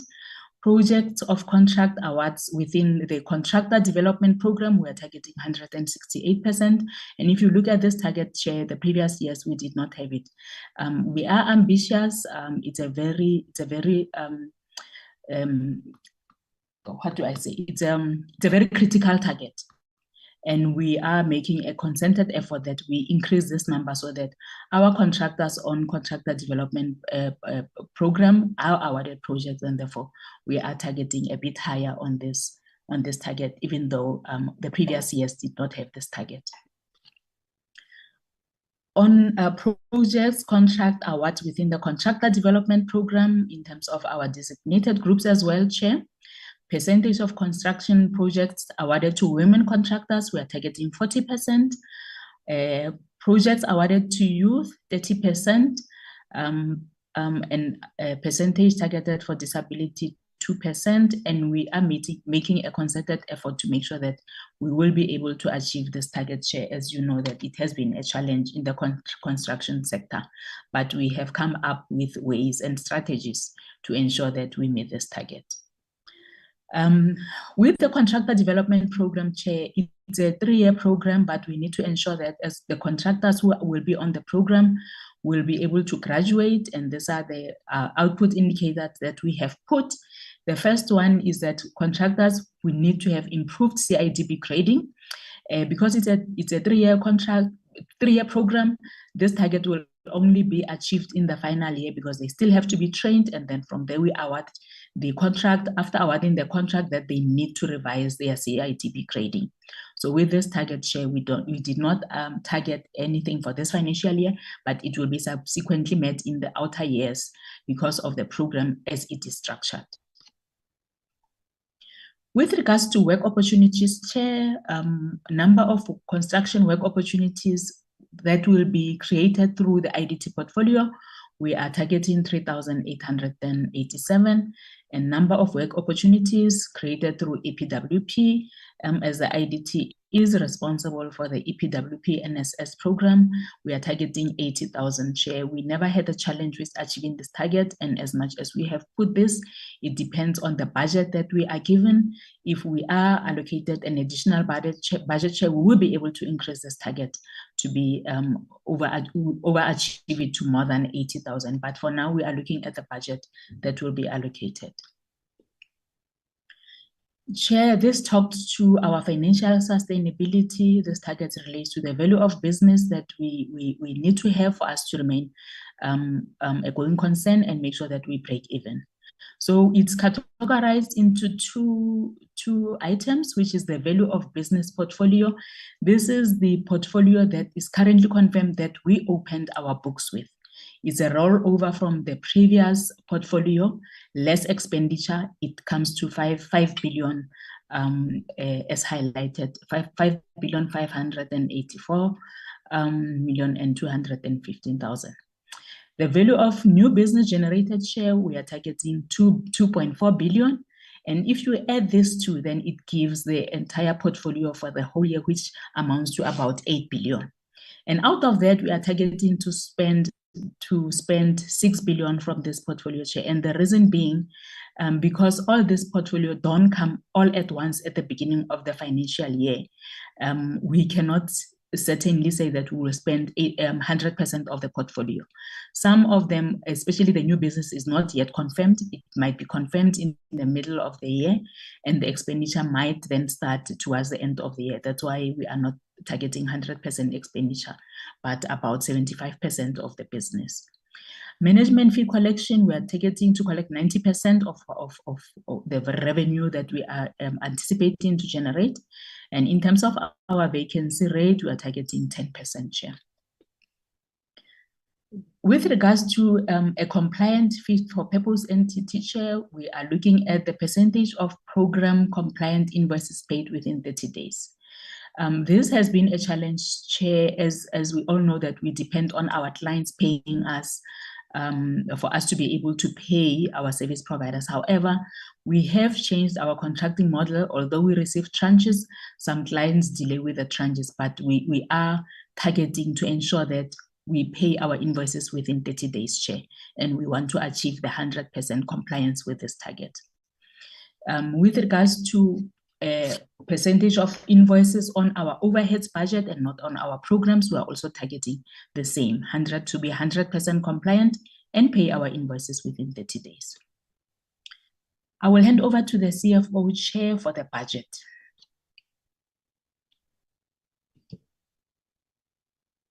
Thank you, CEO. Good morning to the Chairperson, the Portfolio Committee members, the Deputy Minister, DPWI, Board Deputy Chair, Board members, the CEO, DPWI and DPWI entity officials, and IDT members, IDT management.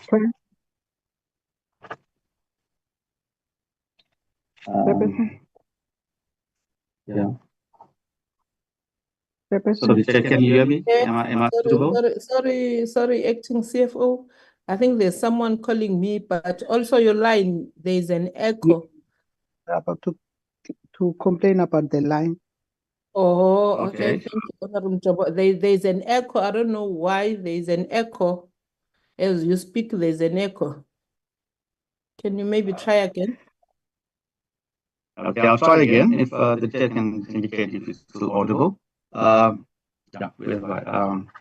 so Chair, the annual budget 2024-25 was prepared on the part of as part of the 3-year budgeting cycle by government, and they formed the Are you those using, estimates. sorry, CFO, are you using one device or where you It's are, one- there's also another Chairperson device? is one. It's one device. I'm alone in the office, so I'm not sure from my side. Okay. Might I log off and log on again? Would that help? Okay, continue. But the echo is still there. I'm not sure, Chair. Might I log off and log on again? Would that help?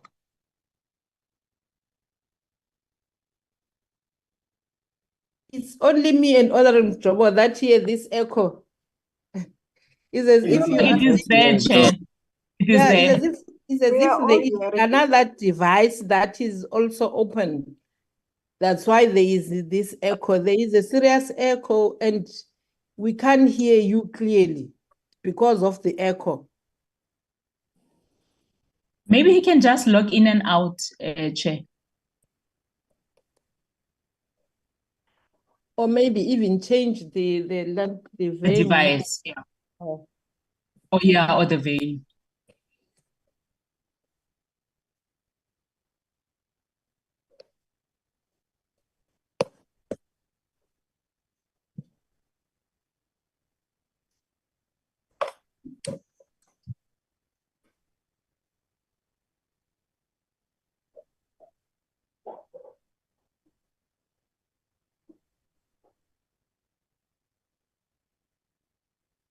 Can you try again?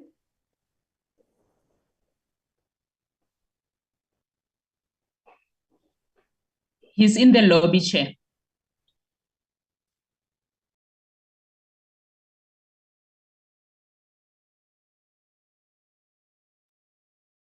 Has he been accepted? Yes, Chair is in. Okay.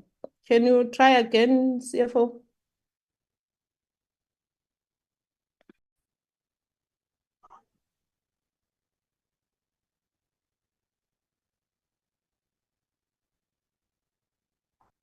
Chairperson, am I now audible? You are fine now. You are fine. Okay, thank you.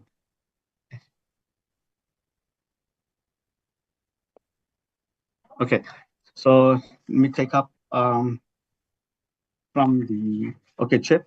The budget has been beginning. Just start from the beginning because we didn't hear.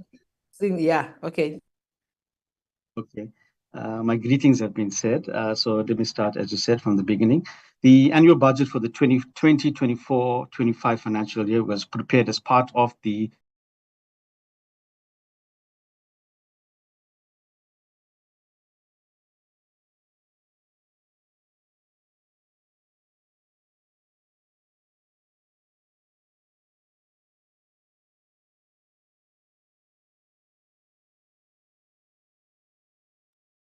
Chair. Yes. The CFO is gone. I don't know if it's on my side. Yeah, I think we have lost him. Chair, I'm in the meeting. It's switching off and on. I'm going to talk, try to be brief in terms of the budget submission. Okay. Okay, so the preparation of the budget forms part of the E&E planning cycle as well as the APP planning cycle. There are three main focus areas of spending. That's investment in terms of our project management system, the investment in our recruitment of human resources, as well as investment in our IT support infrastructure. mainly being security and the upgrade in terms of our modernization of IT infrastructure systems. IDT is in the business of the program, the delivery of social infrastructure projects. Currently, we estimate to be achieving about 9 billion worth of program expenditure for the 24-25 financial year. Most of these portfolios have been signed off with client departments as in contracting process. However, we are still awaiting a 2 billion rand allocation from the Department of Public Works or other client departments to supplement our achievement of the 9 billion expenditure. So this 9 billion of expenditure will give rise to revenue streams about 633 million, mainly due from management fee revenue and a little bit of cost recovery from other programs. On average, we should be charging around 6% of that for our effort in terms of project management to client departments. In terms of operational expenditure, our total operational expenditure amounts to about 581.4 million. The main cost driver there is the salary component, and that's consistent in terms of government departments and other state-owned agencies. So we're also looking in terms of improving or increasing our human resource capacity in terms of appointing more project managers or core business resources to help us deliver on the 9 billion worth of expenditure. In addition to that, we've also enlisted the help of the Cuban technical resources to assist us with program delivery. So the other main item in terms of the budget is the investment in CapEx. We are looking at a total investment of CapEx about 85 million. The big ticket items there are, as I said earlier on, the investment of the project management system to assist us with automation of certain systems and processes, assist us with efficiencies in terms of delivering the above program portfolio. In addition to that, as I said, investment in IT systems, as well as a little bit in terms of financial, the ERP system itself. So looking at the 24-25 financial year, we are projecting or estimating a deficit performance, mainly due to the fact that our revenue is not sufficient to cover our operational and CapEx expenditure. There is a requirement for grant funding for this year, for the 24-25 financial year. This must be also seen as a background to the previous years where the grant funding has been declining over grant funding awarded to the organization has declined. And the main reason being is as the organization improves in terms of its performance on program delivery and its ability to generate its own revenue streams and afford the operational commitments that it incurs in terms of delivery of program of projects. So year on year, we do see a decline in terms of grant funding as a positive. If we look at the 24-25 year and subsequent years, we can see that the organization is estimating or projecting a turnaround in terms of a surplus performance. But having said that, it is still dependent on the level of program portfolios awarded to the organization in the subsequent years. Chair, in a nutshell, that is the budget presentation. I'll hand back over to the CEO. Thank you.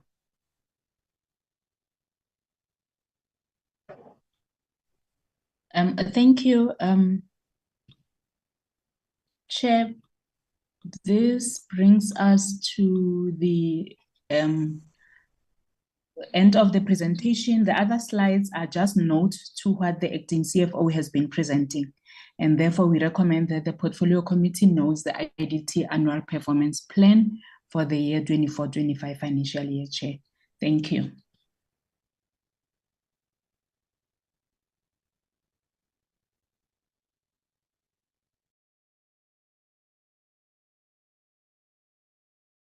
Thank you, CEO, acting CFO, and acting chair, in fact, deputy chair. I think, honorable members, you heard me welcoming Mr. Mshengu, the new chairperson of IDT, but apparently is not part of the meeting today. This is the presentation of IDT, honorable members. May we then get comments, engagement, discussions Honorable Tring, Honorable Sihlolo, Honorable Siwisa, and Honorable Mjobo, Honorable Mashele, in that order. Honorable Tring, Honorable Sihlolo, Honorable Siwisa, Honorable Mjobo, and Honorable Mashele, in that order. Thank you, Honorable members. Thank you, Chair.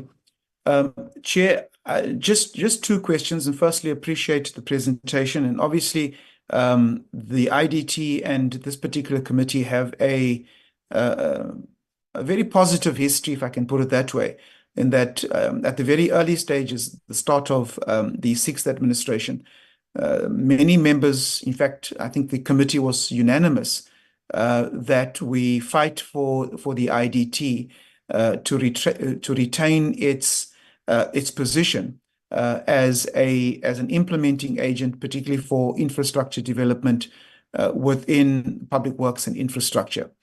That being said, we also note that during that particular process, in the struggle to keep the IDT afloat, they lost quite a few of the key members, engineers and such like.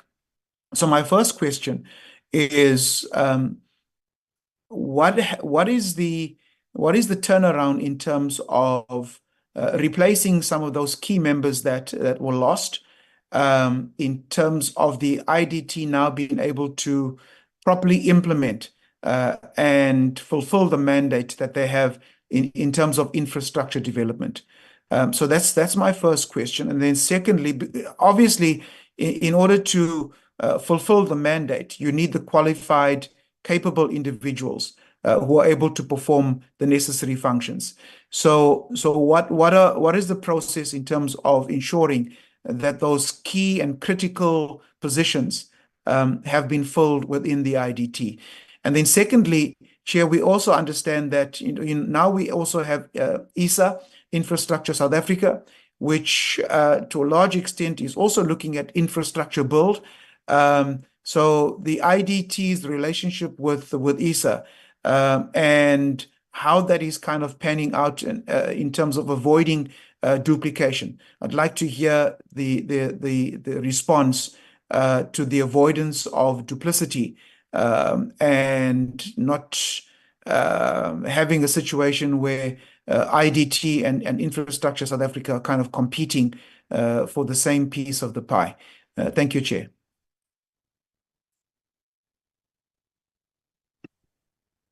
Chairperson, I will just jump in there so that we keep it flowing according to the list. Thank you very much for the opportunity and good morning to all the colleagues.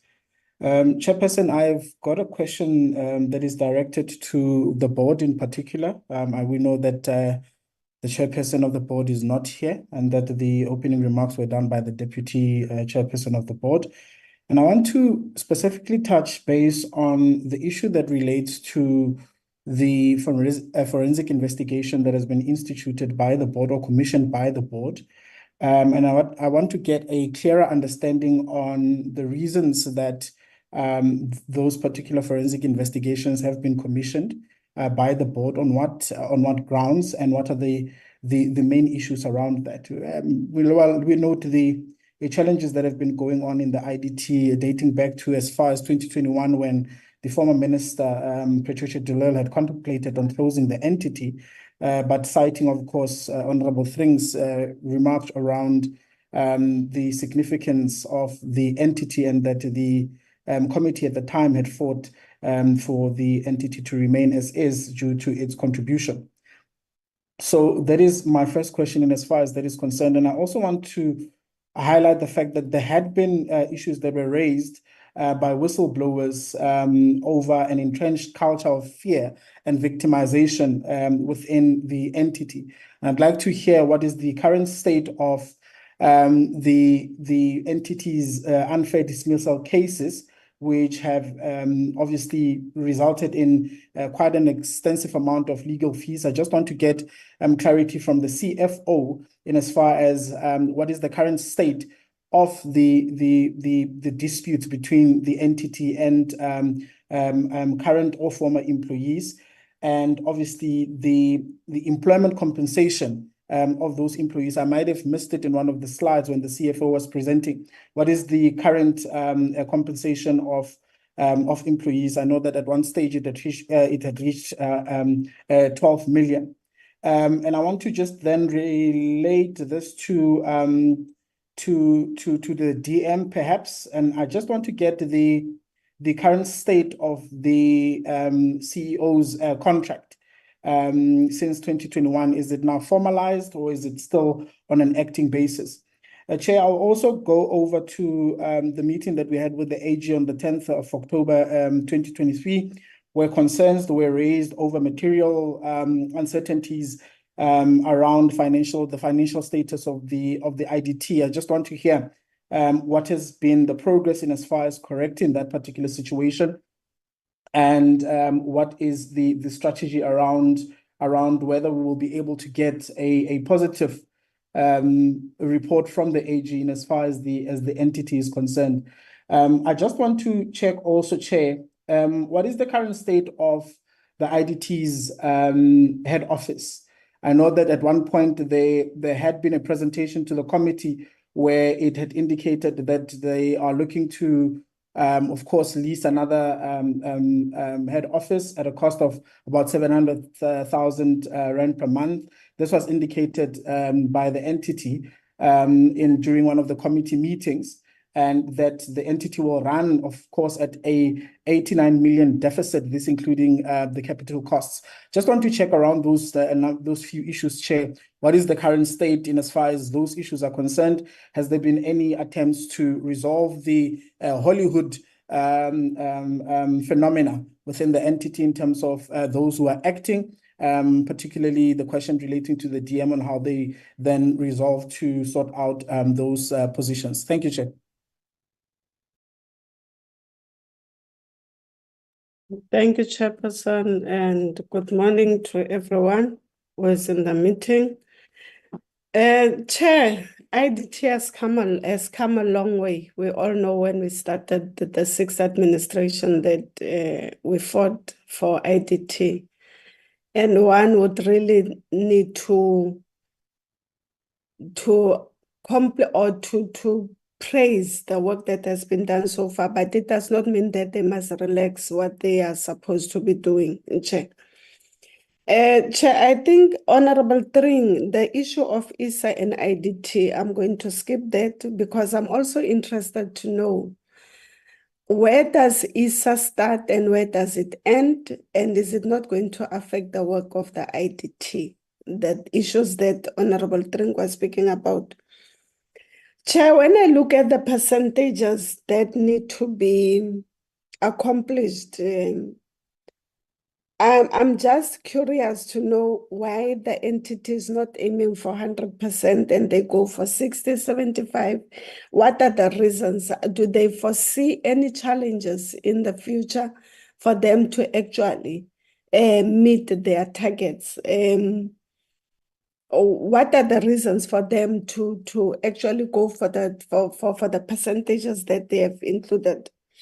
When we come to the issue of women, youth, and people with disability, does the IDT already have a database in place where they know where they will go and look for women in construction or for youth in construction or people with disability? Because, Chairperson, if you can remember, this is one area where even the PMT is struggling to fill in or to find people to actually to represent women, youth, and people with disability. That's one area that we always have a problem with, that we don't have enough women in construction, we don't have enough people with disability, we don't have enough youth that are actually moving towards the industry of the built environment. So do they have, or what plans do they have in place to advocate or to advertise or promote or encourage citizens within this category? And then, Chair, I'm not sure which slide is this, but it speaks to when we speak about the transformed built environment, and then we speak about percentage of construction projects tender awarded to women participating in is not that one. The one of the grading, whereby people that are not the cidb grading, and they don't have any targets for 2024-25 financial year. Does it mean that there are no people at present that can be identified, or does it mean that cidb has not graded anyone, which was going to affect the IDT to actually have people that are being graded by the cidb? Because you can't have in the financial year 24-25, and then we don't have any people that are going to be targeted that have been graded by the cidb. And then 25-26, they go to 18%, 40%, and 30%. So are there any challenges to actually find contractors that are graded by the cidb? Or is there none that they can identify at this present moment for them to be part of the 24-25 financial year? I think I'll just stop there for now, Chair. Thank you.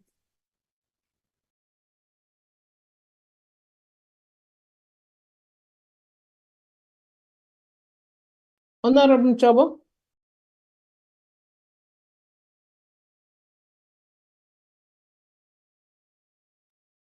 Thank you, Chairperson. I'd like to welcome the report from the CEO. I'm covered by Honorable Suwisa, but not 100%, on the issue of women and people living with disability. We had a presentation from, in fact, last week we had a presentation from the department. The Department of Public Works targeted 2% on people living with disability. Now the IDT is still targeted 2% with these people living with disability. Chair. No, I go right. I think the IDT, I'm guaranteed that the CEO can do better. Even the target for women for that 40%, I'm not happy. The majority of this country are women. I'm asking where is this 60%? Because I don't know the percent for the youth in construction. So I think women can get even 60%. But I'm happy with the presentation, even their target. But on this one, I'm not happy, Chair. Thank you, Chair.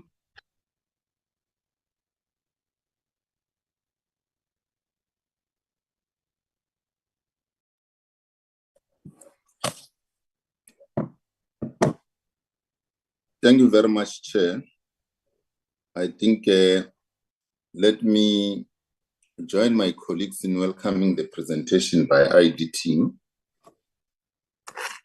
Maybe to re-emphasize, Chair, that as this committee anonymously agreed that IDT must leave. Now, it should be the understanding from the board, the management of IDT should be that this committee have got particular interests on the entity and what it does, therefore. And right away, one must say, we fought with our colleague, the former minister. So it means we are ready to fight with everyone for the survival of IDT and what it does, therefore.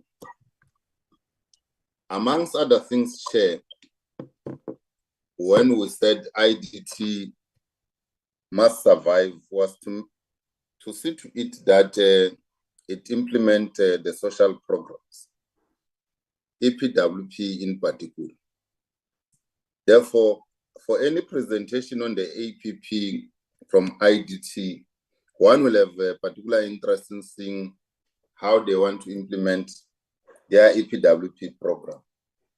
In the same breath, Chair, as we implement the EPWP program, there are special groups that will have an interest on. What is your program, CEO, into targets set aside for youth, women, people living with disabilities? That we have a particular interest in you elevating and telling us how you want to deal with. The second thing that I want to talk about, Chair, is your audit opinion as an entity. The committee has a particular interest on your outcomes because we believe if you have a positive audit opinion, it will then mean there is life in IDT. I'll not venture into the other issues that my colleagues raised, particularly the Honorable Sloan. I'll not venture on them because we do not have time.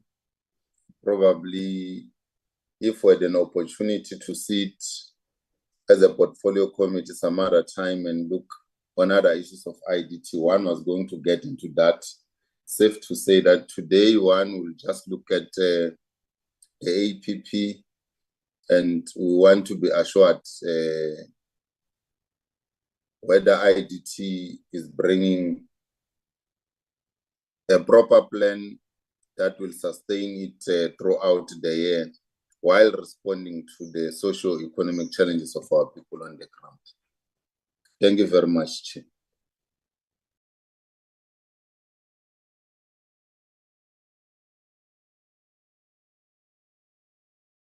Thank you, honorable members, on all the questions, the comments that you have raised. I can't say it more than what the honorable members have said it, that when it comes to IDT, as this portfolio committee, we really have a special feeling and attachment to it, because we stood up when it was about to be closed, and we have seen the change. But I must also raise it again that from what it was before, there has been an improvement, but there is also a room for more improvement. I think we would like to see this entity getting a clean audit. That is something that we would like to see. We may not be part of this portfolio committee in the next administration, but we will follow up because we all stood up across the political lines, but we were united because we knew that there is a potential for this. One of the issues that we have raised with ISA, that the honorable members are also raising them today, is that the issue of ISA and IDT, are they not going to clash somewhere? But we are assured there is enough slice in the cake for everyone. But as much as I read this document, and having read your previous document that we have received from you, there is still nothing that says that from the businesses that you have received, businesses that you plan to do, nothing that the department is throwing to IDT. I think this is something that has been said by members of this portfolio committee when with BRRR. In fact, all the time, Honorable Tring, Honorable Suwisa, Honorable Sihlolo, in fact, everyone in this committee, we have said that at some point. The fact that the department is here again because I believe that if DM is not here, but there is someone who's taking notes for her, DG, are there plans now of IDT, maybe you sitting with the department, maybe the new DG, that there is a new DG, indicating, I don't know whether it's the right word that I'm saying, your interest in doing a business for the department now that you are entity of, especially when it comes to this maintenance. I think when we visited, was it Robben Island?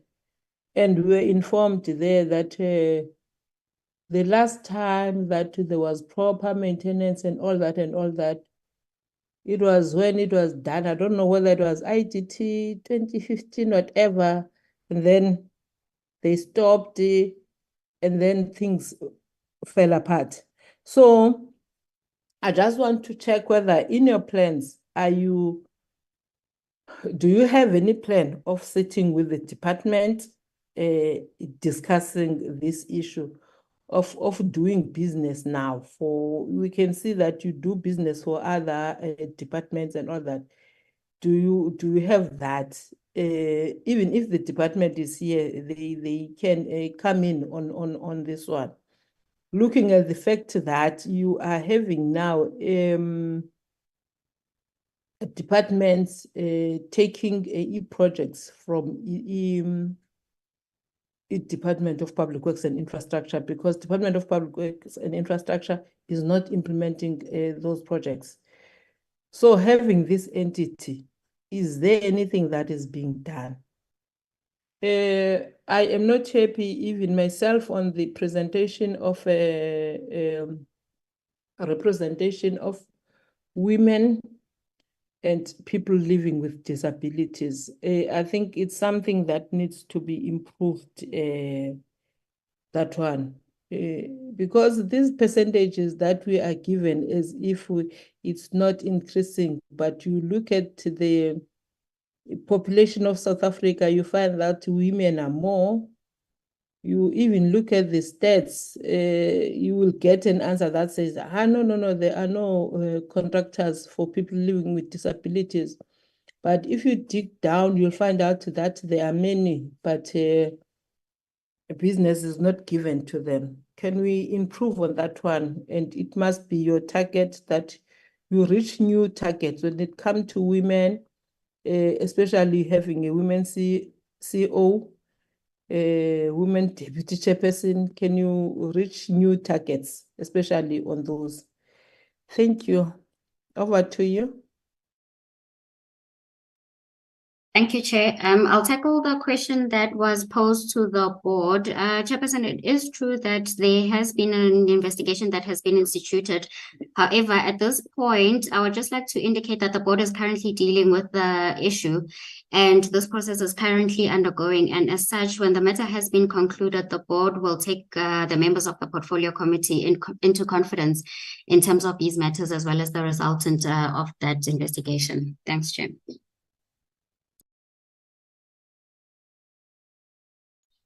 Thank you, Chair. I will start with the questions, and then I will hand over to my team. I will start with the first question by Honorable Thring on what is the turnaround time of replacing lost technical staff. Chair, we have replaced all the technical staff that were lost, and with the venture to professionalize the IDT, they were replaced with professionally registered employees. But also, Chair, we have received additional current staff to beef up our capacity to deliver in terms of our technical capacity.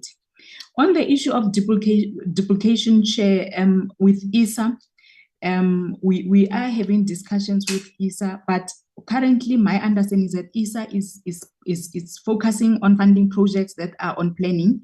And as IDT, we also have submitted projects that we need funding on from our provinces where there is no budget on those projects. So we do have lists from our clients that they want us to implement, but there are no budget allocated for those. So we are working together, and in terms of duplication, Chair, I have not seen yet areas where we are duplicating, but we will make sure that as we engage with them, we deal with that.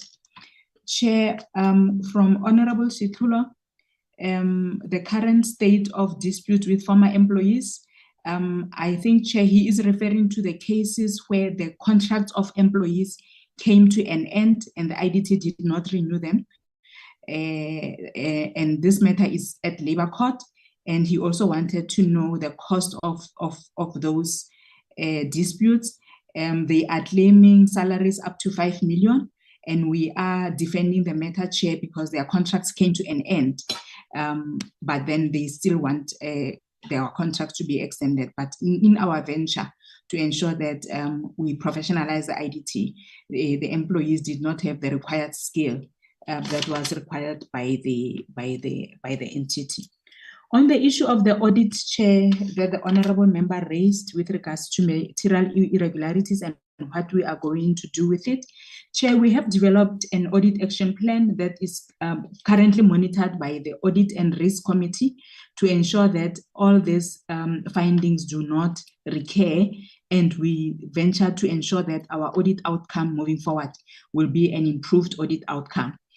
We do, Chair, want to ensure that our audit outcome becomes an unqualified audit for the benefit of our clients and for the benefit of the state, with the responsibilities entrusted to us as IDT to manage those funds on behalf of our client. The last issue, Chair, from the honourable member was with regards to the current state of head office, Chair. We are still experiencing challenges with regards to our head office, Chair, in terms of the state at which it is in. It is not compliant with OHS. We are trying to maintain it with a little budget that we have, while the issues of the head office is being handled by the board. But from management side, we are ensuring that where we are able to maintain, we can maintain. But that building, Chair, is a challenge. Until the board gives a go-ahead in terms of what needs to be done, Chair, we will continue trying to maintain it and ensuring that it comes to the standard that it needs to be. It has structural issues, Chair, something that will require a lot of cash injection, and that's why the decision was taken that at least we must sell it. But because of the challenges that have been there, Chair, that has been put on hold. But we are the state of the building, just to answer the question, it's in the state that it still is. We are, however, trying to do our daily maintenance on it. With regards to Honourable Siwisa's question on the 75% expenditure, why are we targeting 75% and not 100%, Chair? We, as much as we have in writing the contracts that says we have this much a portfolio, the clients needs to confirm the budget at the beginning of the financial year and transfer the funds for us to be able to spend. But in most cases, Chair, that does not happen. We get confirmation of projects later on during the year, and then because we have to plan first before the expenditure, we are not in a position to spend 100% because of that gap between our clients and us, in that we depend on their approvals to make sure that we then start procuring, we then start implementing. So most of the time, it does not all happen all at once at the beginning of the financial year. If you look at the presentation, the second leg was on new business to be generated. The new business is not yet in. It's what we anticipate to achieve for this financial year. So the business doesn't come all at once as well. You find that we negotiate with our clients. They give us new business, some in June, some in July, some in August. And therefore, that's what makes us not be able to spend on 100% of the expenditure that we target to spend. Chair, I think almost all members raised the issue with regards to our target on transformation, with regards to disability, with regards to women, and with regards to youth. Chair, this target relates to women, youth, and people with disabilities on the contractor development program. Honorable Siwisa highlighted that what our plans to ensure that we achieve the target of disability.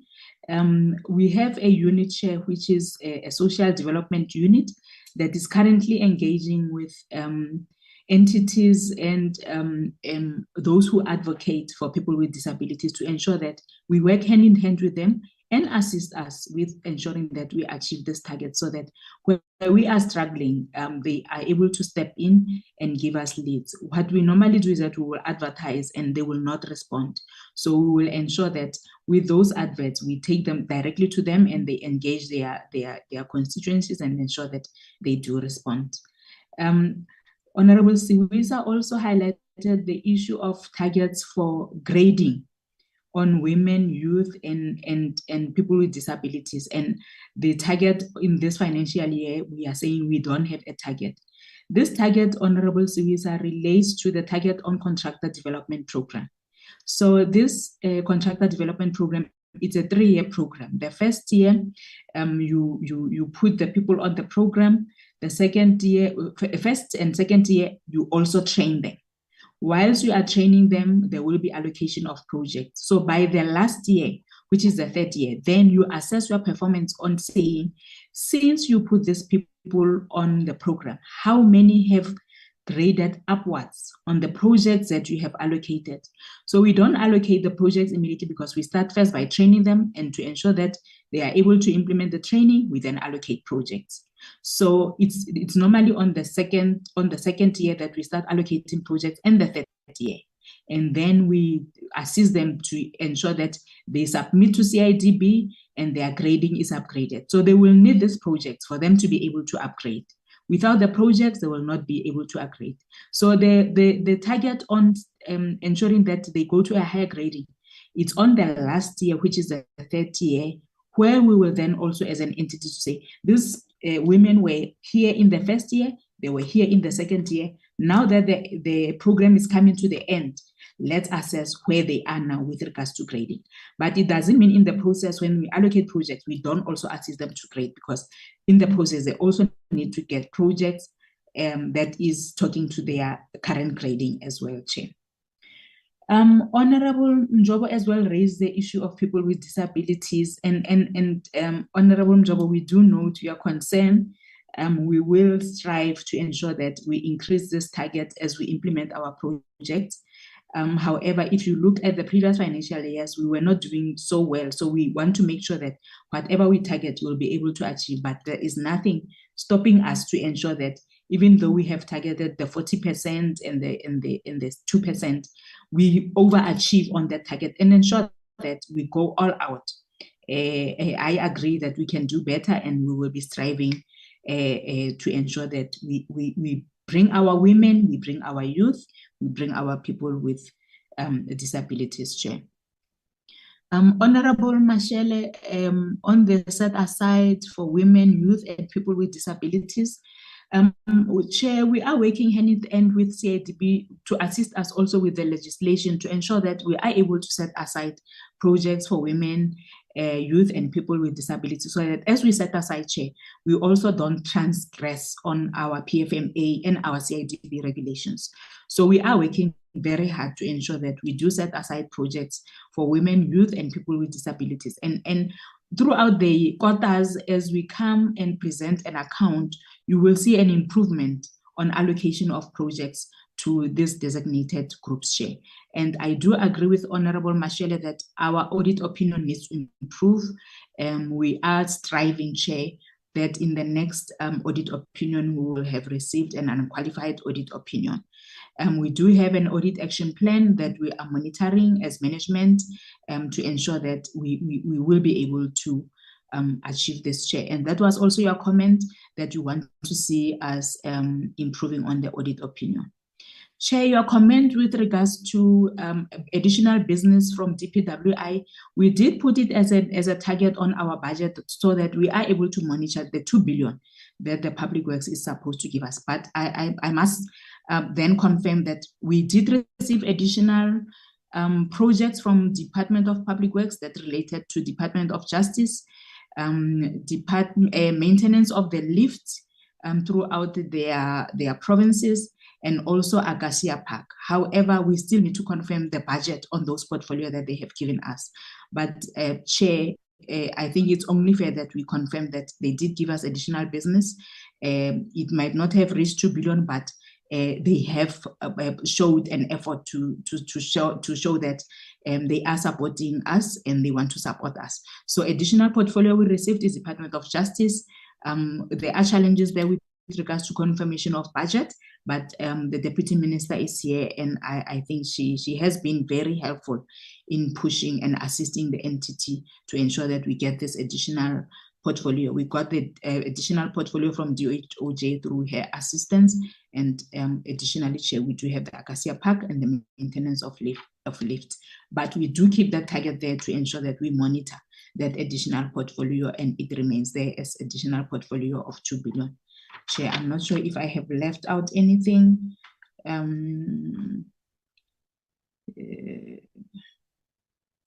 Thanks, Chair.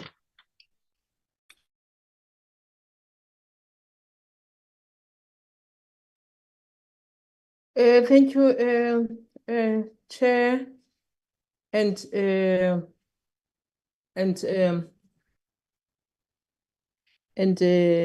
acting chair and CEO.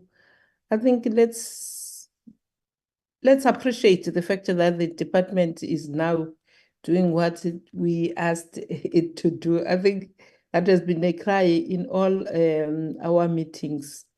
Honorable Sihlolo has a follow-up question. Honorable Sihlolo?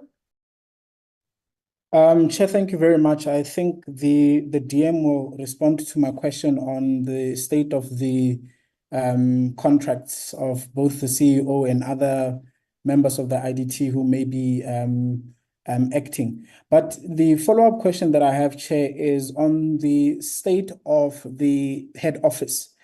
And I want to ask the question, would it not be better, or would it not be a better option rather for IDT to then get a loan to repair the building as they would be investing in their own infrastructure? This opposed to then looking at maybe selling a bad building and then blowing money on renting someone else's property.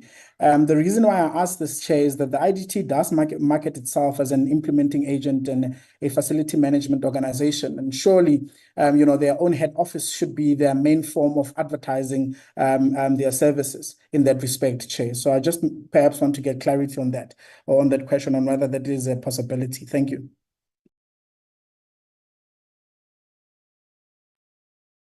Thank you, Honorable Sihlalo.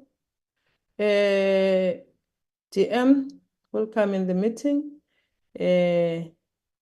Over to you, DM. Good morning, Honorable Chair and Honorable Members. I captured some of the questions when I joined Honorable Chair, but if there are things that I did not hear and there's clarity needed from my side, I will respond on the questions that I had and respond to them, Honorable Chair. Around the budgets, Chair, you will know that we are still having an issue at Treasury in terms of the full amount that we are supposed to assist IDT with, because they have not finalized around the business case, and we are working on that. But from our side, when the IDT requests assistance from us, we have given them up to now 81.8 million as a financial support from DPWI. And in terms of the EPWP implements of non-state sector, of which 1.1 billion management fee for the IDT is 89.5 million. So that is what we have given them. But in terms of projects, a total of 11 projects were allocated, which are still in progress. And then I know that in the last report, 5 were said to be completed. And then in November of 2023, we allocated a total projects of 28 projects at an estimate of 520 million. We know that it is not a lot of work, even in November, that was given to the IDT, Honorable Chair, when work was being allocated to Kuka and the DBSA, but we are indeed really trying so that we are able to match, and what we are saying that we must be able to give the IDT work that enables it to compete with the other implementing agencies like KUKA and DBS.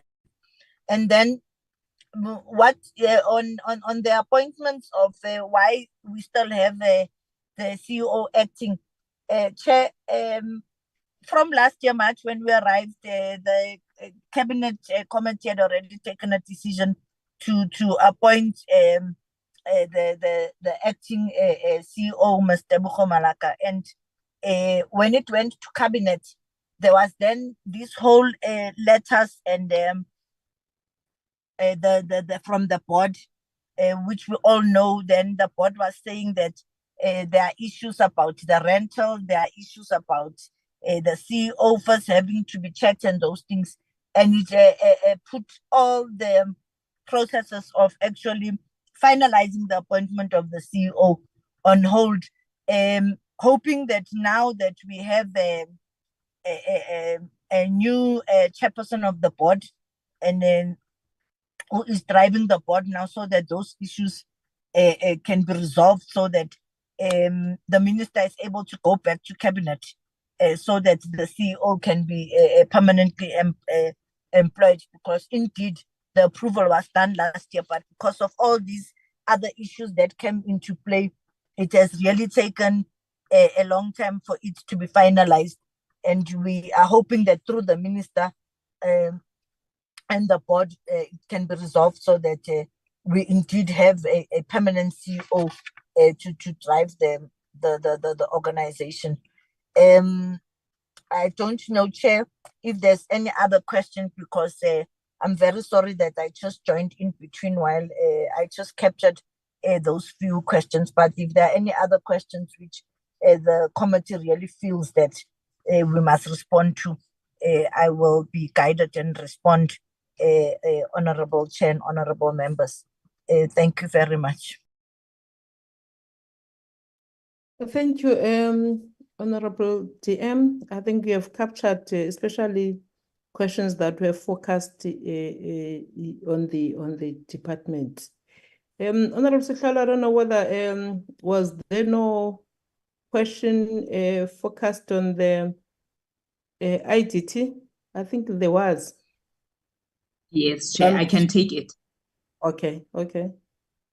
CEO. All right, Chair. There was a question that why are we not taking a loan to repair the building, because we own the building, and we are responsible for infrastructure, and just showcase that we do have a compliant building. Chair, we know that we have been depending on the grant for the past 3 years, including this current financial year, and we will only be then not depending on the grant in the 25-26 financial year. So it will be difficult to get a loan when we are not yet financially sustainable. So that is one of the stumbling blocks that will make us not qualify for a loan. The fact that for 24-25 we still need a 30 million grant from DPWI will not put us in a very good position to be able to repay the loan, Chair. Thank you.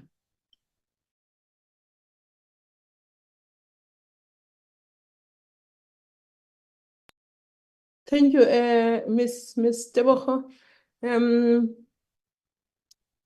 Thank you again, honorable members, for these probing questions that you have asked IDT and the responses.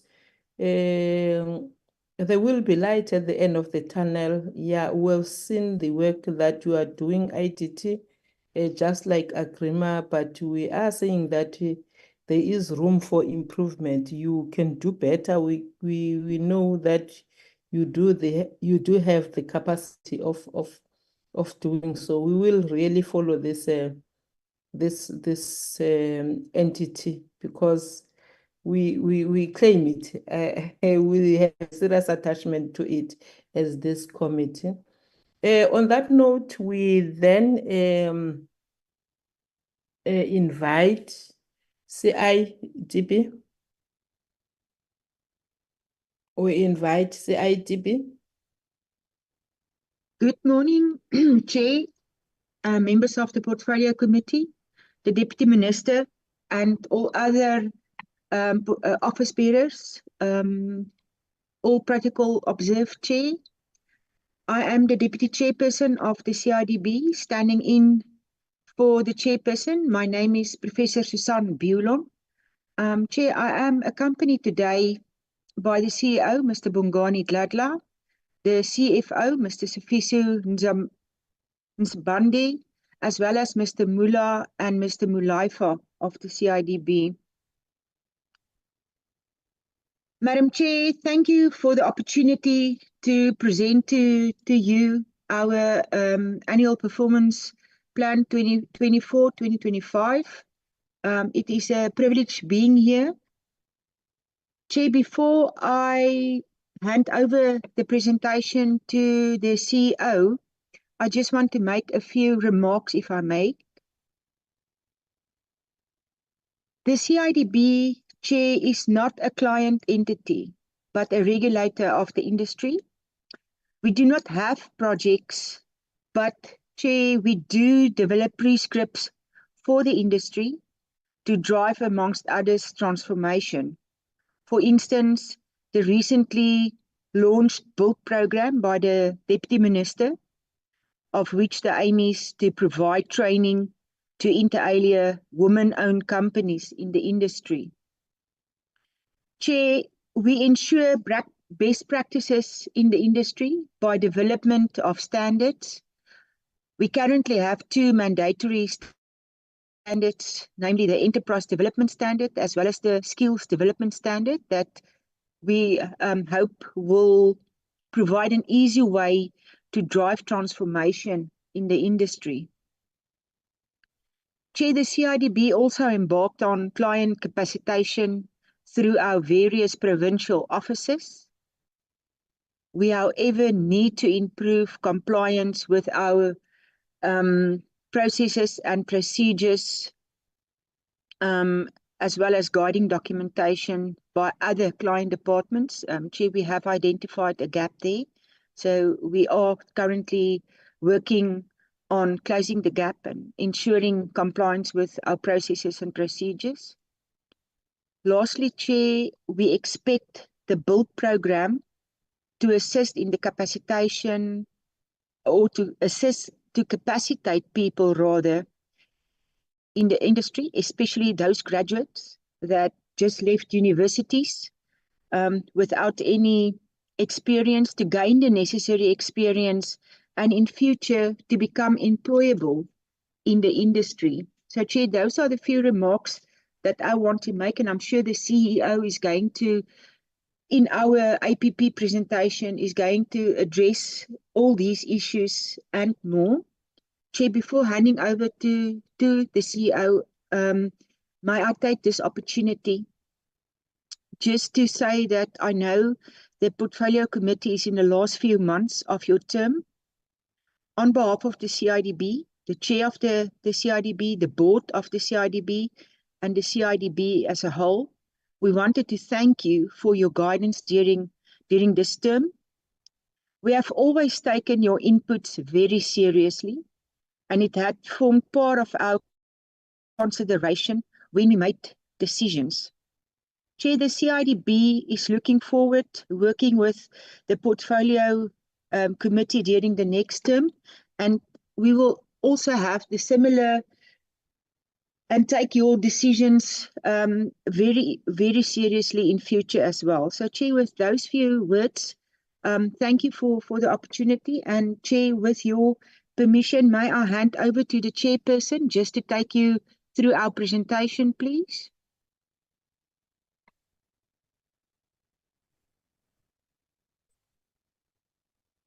Thank you, Deputy Chair, Prof, for those introductory remarks. Over to you, CEO. Thank you very much, Chairperson. Can I be assisted with the sharing rights, Chairperson, so I can share the presentation? I think you have been got the rights now? Thank you very much. Thank you. Let me just get the presentation.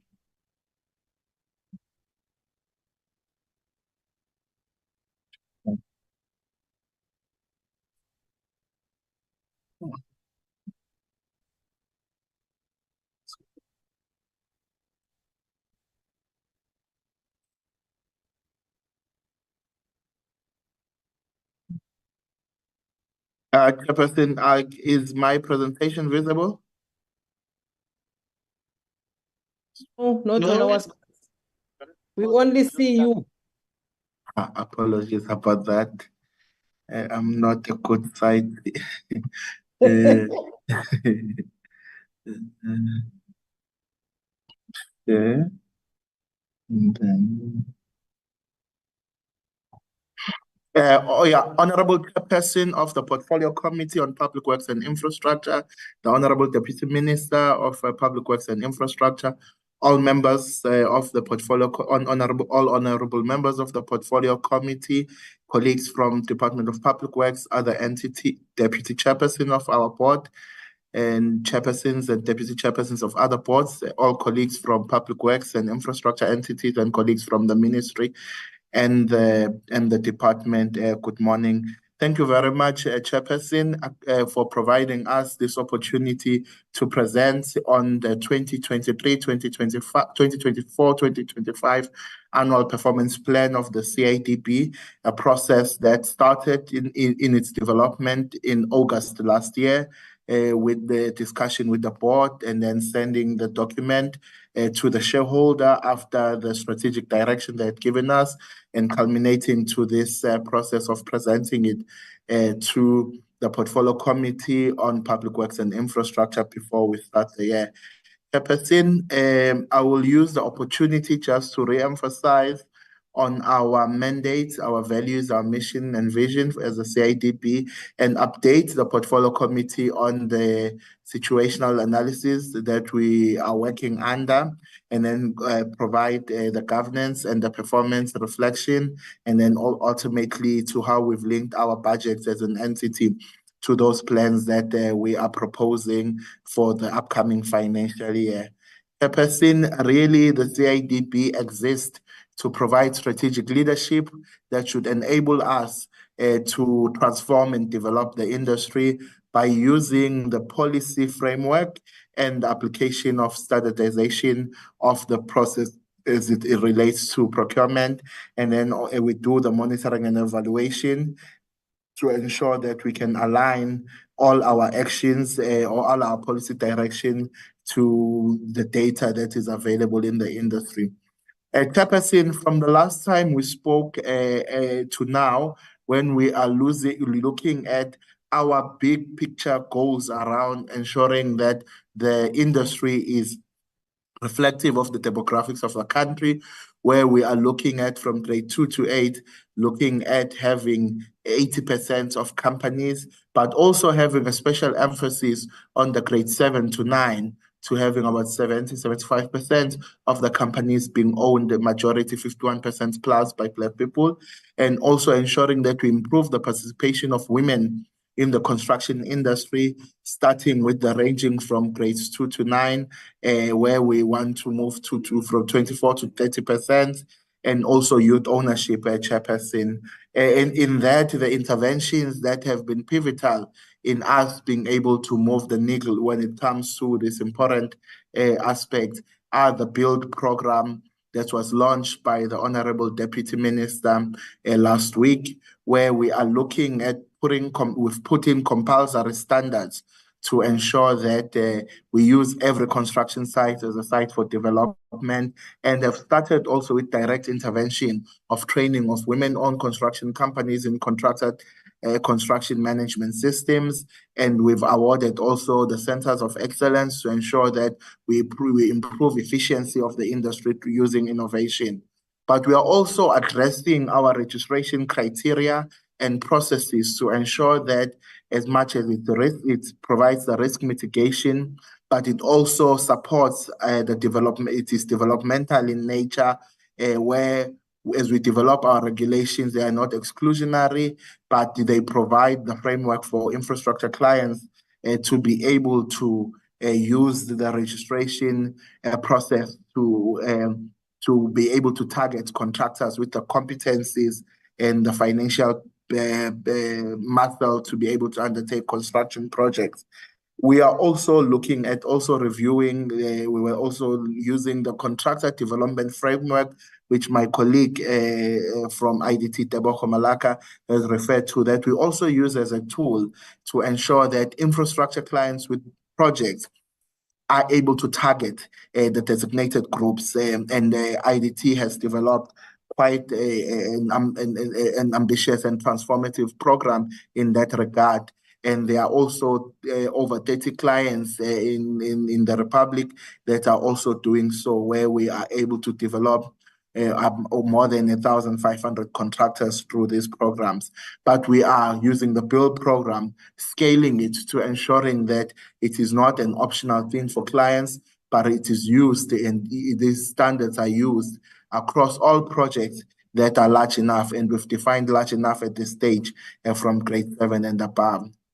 It is important, Honorable Chairperson and Honorable Members, that if we are to have a thriving and effective construction industry, we help improve infrastructure spend by infrastructure clients.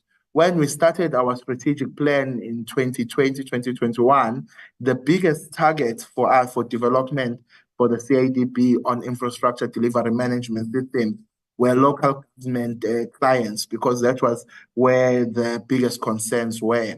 But we've seen that that trend has now moved into other larger state-owned entities, those that were initially assumed to be having a lot of capacity.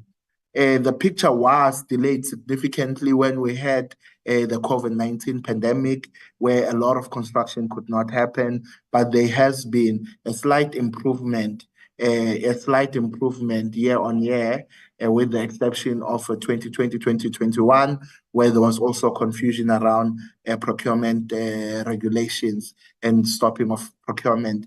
Chairperson post the judgment. But we've capacitated clients on infrastructure delivery management systems also to improve that picture of expenditure, because when we improve on the expenditure on infrastructure, we also provide and accelerate service delivery, provide opportunities for employment, and also provide opportunities for economic development of our construction companies, Chairperson.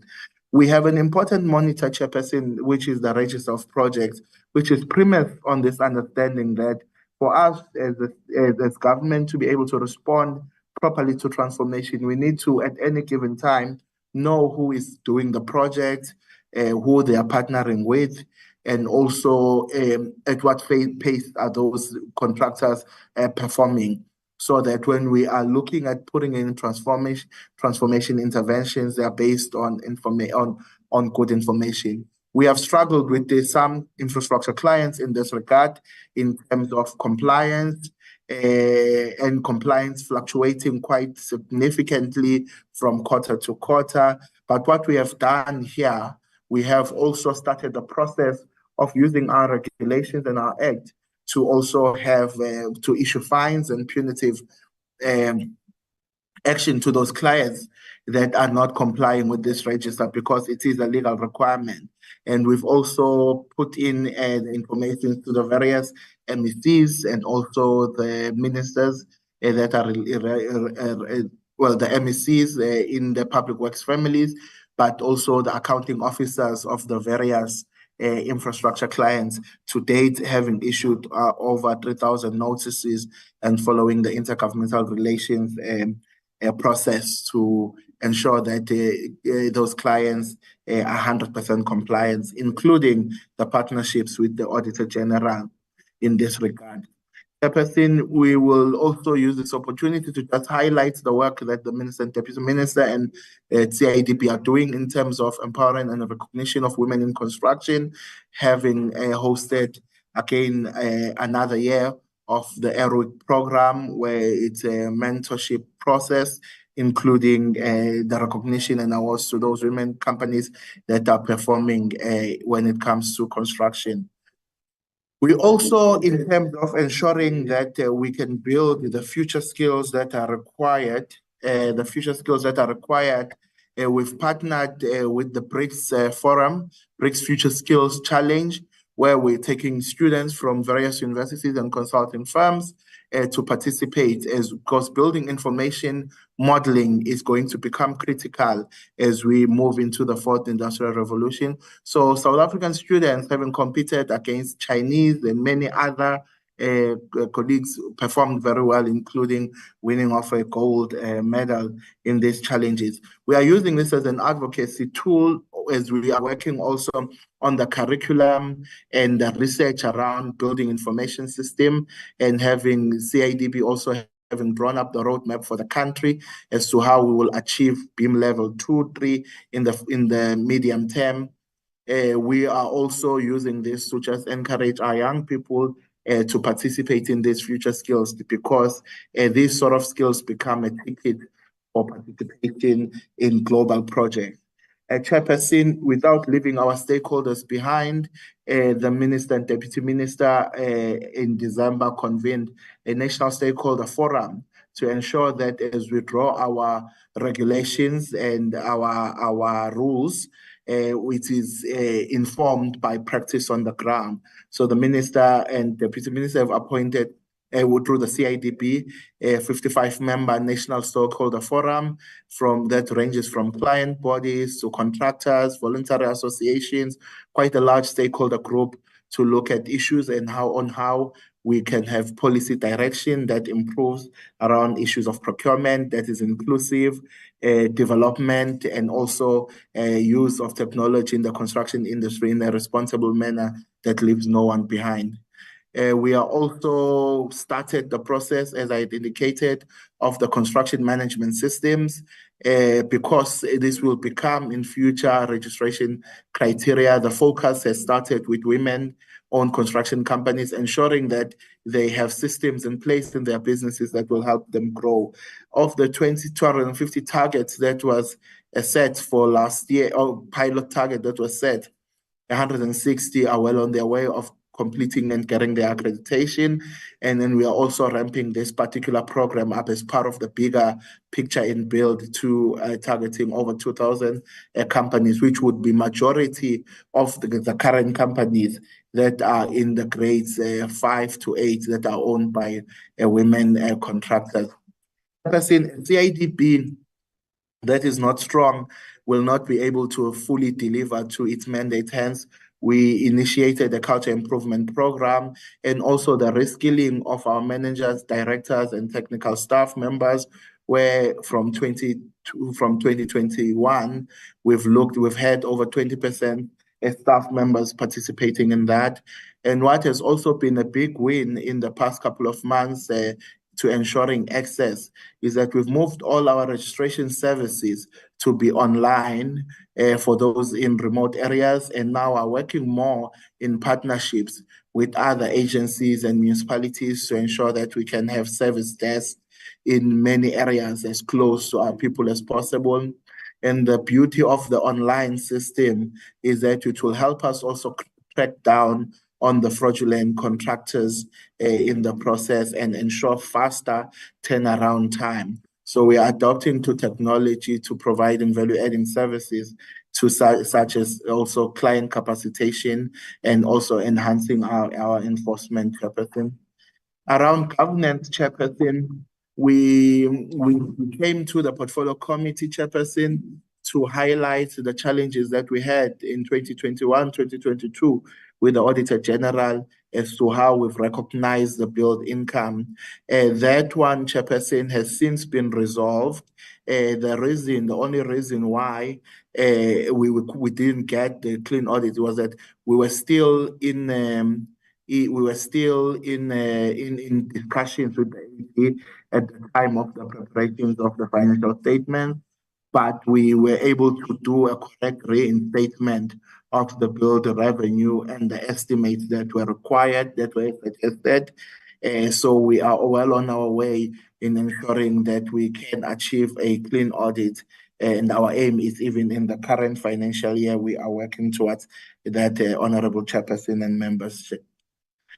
on issues around governance, oversight, performance information, the Auditor General, as well as our other assurance providers, have found no material issues with the CIDB and how we've conducted our business as it relates to governance and oversight, Chairperson. The interventions to further improve our audit opinion, Chairperson, they include our audit action plan, which had carried 13 recommendations from the AG, and 5 of those having been closed, and the remaining 6 of those having been closed, the remaining 5 still planning to close them before the end of the financial year.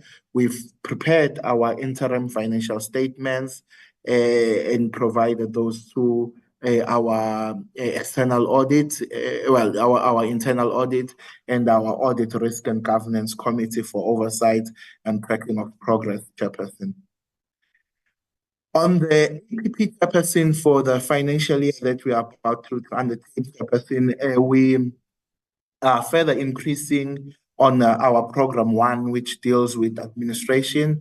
Our audit, the number of issues that will be resolved to 80% as opposed to 70%, because we've are closing many of the ones that require a longer period of time.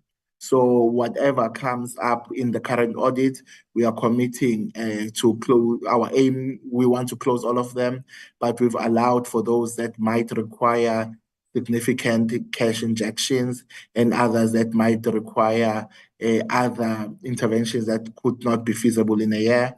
We have closed on the board assessment report in the current financial year, Chairperson, which is going to be submitted to the Minister and the Deputy Minister and the Department for the next financial year. That target, we will not do a full performance assessment conduct as it is recommended even by IODSA to be done every 2 years. Our commitment to paying service providers on time still remains as per the instruction that also came through this particular committee to 100%. And our system uptime to ensure our availability is moving to 98% so that we can limit disruption to those that want to apply to us. The number of research reports, in addition to the research reports and the books that are done through our centers of excellence, we are committing to doing 2 additional ones this financial year, Chairperson. Also looking at issues around how more the one on technology, the second one focusing on the procurement practices to ensure that it supports transformation. Our registration in terms of program 3, Chairperson, we've proposed in the year under review the amendments of the registration criteria, and that part is en route for consideration by the policy team in the department. So in the coming financial year, we did not anticipate any major regulation amendments that will be required as we are doing them right now. And we want to also provide stability to the industry by having, because these regulations have been widely consulted, having regulations not change very often, but when we do a set of changes, we do them once and then do monitoring and evaluation, and so that in the next set of amendments, we can have bigger improvements. Chairperson, we are also committed to ensuring that when it comes to the registration process, 98% of our applications are completed within 21 working days. And now with the online system, it's moving even much shorter. So on average, we're looking at 15 days, but now when we're looking at this particular one, we are saying even the worst case scenario in terms of the applications that might be complex or take longer. We are committed to continuing providing the industry monitors, Chairperson, that will deal with on transformation, supply and demand, employment, and contractor development, and then also provide a status report on transformation in the built environment, in the construction industry, Chairperson, so that it can inform any policy direction that we take. We also want to propose this year in terms of an industry performance standard that is looking at developing the protocols on the construction management systems. Additional, Chairperson, we've also committed to providing the spending in terms of the build program, spending 100% of the income that comes from build. And we are also committed to establishing more financial support to our contractors through partnerships with other agencies. We have recently signed an agreement with the Small Enterprise Financing Agency, SIFA, to developing unique products for our contractors with a bias towards women, people with disability, youth, and Black people in general, Chairperson. Chairperson, if allowed, I would like to ask the CFO to assist in taking us through the budgets, Chairperson, through you, Chairperson.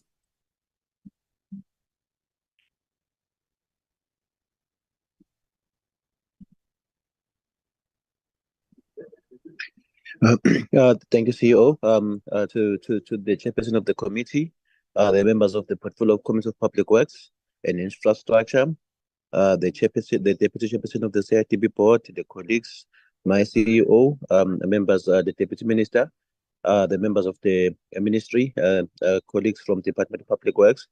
Thank you, CE. I will take the committee through the financial allocation for the year under review. Chair, in terms of the budget allocation for this APPP, we are looking at an overall budget of about 300,000 or so. We are moving, Chair, from a budget of about 278 to about 296 million, Chair, which will be used in the current year. And in the outer year, Chair, we are focusing on spending roughly around 216 million, Chair. Being the budget that we are focusing to spend, Chair.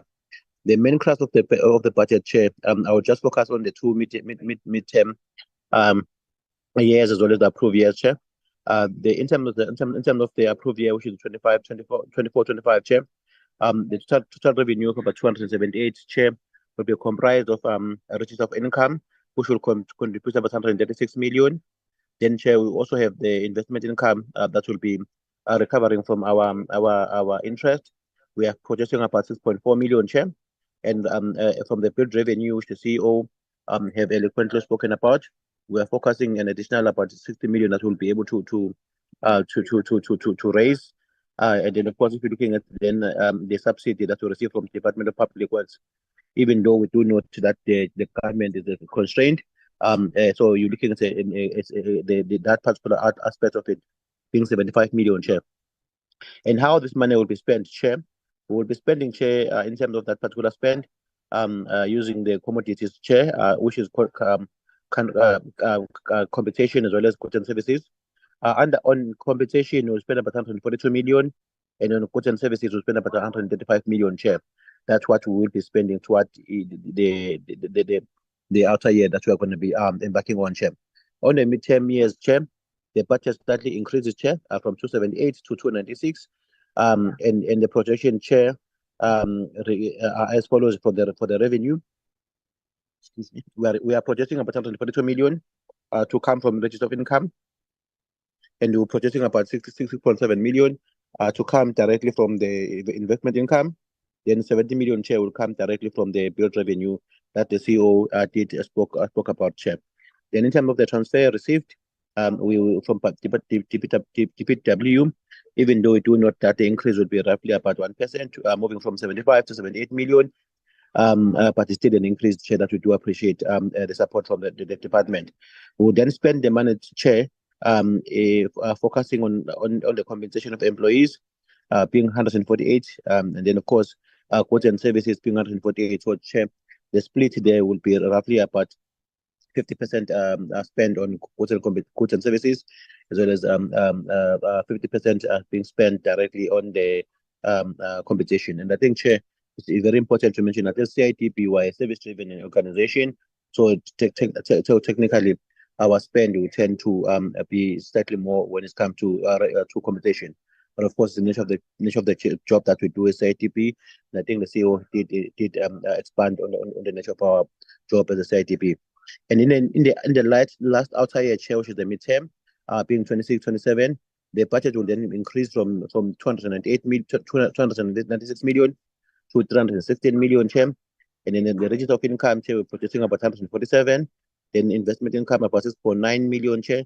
Then we're increasing the billed revenue share steadily by 10 million to an amount of about 80 million. And then, of course, the confirmed allocation from the department also still increasing up roughly about 3 million, which is also just like less than a % increase, will be 81 million chair. Then the money will be spent, chair, on compensation about 154. And then now the change, chair, we're now starting to see a trend, which is a directly intervention by the CIDB to directly spend more on the project delivery than compensation. So our salary bill will be less than the goods and services, in the sense that compensation will be 154, and then I think about 51% or so will be then be spent directly to goods and services, being about 163 million chair. CEO, I think with that I can then hand over back to you. Thank you. Thank you very much, Mr. Ntibande. Chairperson, Honorable Deputy Minister, Members of Parliament, thank you very much for the opportunity to present. We are happy to take any questions and insights that will be provided for us to better improve both on performance and planning. Thank you so much, CEO, Deputy Chair of CIDB, and CFO. Honorable members, I now invite you for comments and questions. Honorable Siwisa, Honorable Trink, those are the hands that I can see for now. Honorable Siwisa, followed by Honorable Trink. Thank you, Chair. Chair, mine is not much. The CEO mentioned that they are planning on having a clean audit, and I'm asking myself what measures are they going to put in place to ensure that they actually get the clean audit. The second one, Chair, the grading, the registering of contractors from grade 1 to 9 is very vague. Maybe one question a person should ask it, what is the target per grade, specifically for women, youth, and people with disability? So if we could get a report that says grade 1, this is how many people who want to register, grade 2, grade 3, until grade 9. So the breakdown of 1 to 9 as it stands now, they can be speaking about 5 people, and then we are speaking about grade 1 to 9. So can we get the breakdown per grade? And then specifically, we are more interested to know how many women, youth, and people with disability are actually going to be registered under their leadership, because the previous entity was saying that they don't have any people, they are waiting on CIDB to do their grading or to register. And now we are just given an open-ended report. And Chair, maybe I must register this. I think this is an annual performance plan. We want to know what we are going to do in 23-24. But 80, 70, between 60 and 80%, we were told what was being done in the current financial year. That is why when it comes to the actual purpose of this meeting, I don't think that CIDB has done us justice. Yes, you've done well in the current financial year, but we wanted to know how you are going to improve in the coming financial year, taking into consideration the two represents the presentations that we've already received from Agrima SA and IDT. And here, more focus is on what we have achieved, but how are you going to maintain those achievements? What are your targets in the 23-24 financial year. Thank you, Chair. Honorable Trim, thank you, Honorable Silisa. Thank you. Repeat the raised by Honorable Silisa with regards to improvements on the audit outcomes. My question, Chair, is with regards to the effect of what has become known as the construction mafia on the plans, the goals to improve the construction sector, and in particular, helping to drive the economy, to reinvigorate the economy, and to increase employment in South Africa, noting that it is estimated that the construction mafia in particular has been estimated to cost the economy hundreds of billions of rands in failed projects, in projects that have been stalled, projects that have had to be abandoned, and in some cases, people's lives that have been lost to the construction mafia.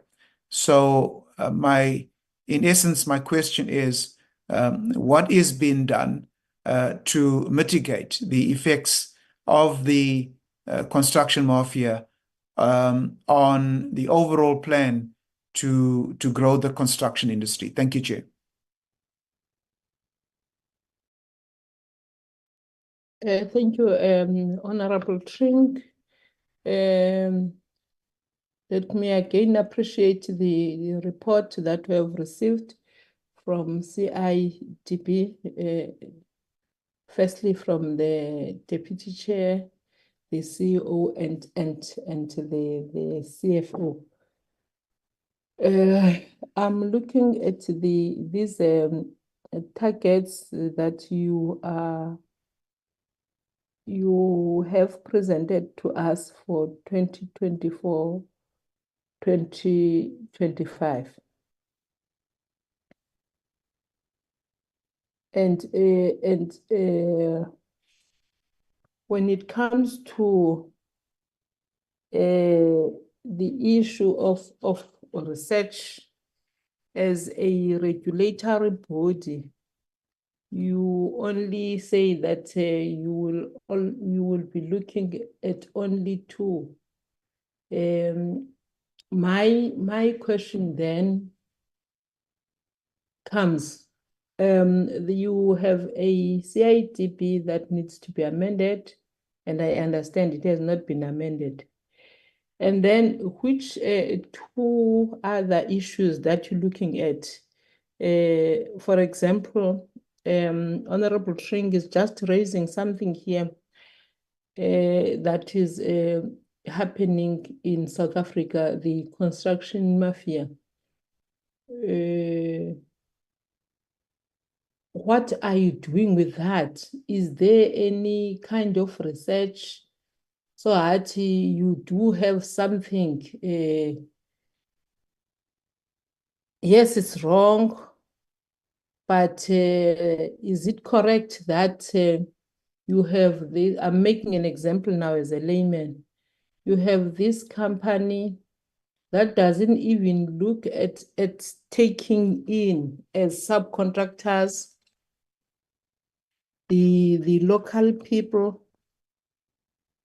I know there are regulations that says this must be done, but we know that in most cases that doesn't happen.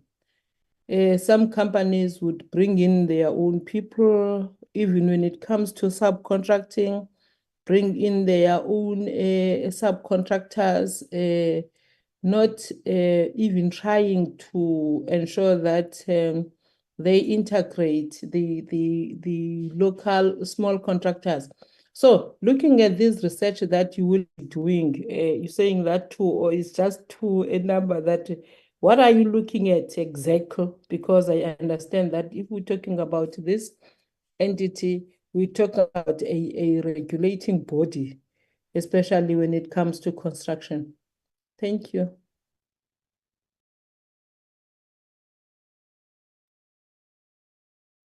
Thank you very much, Chairperson, and thank you for the questions that have been raised.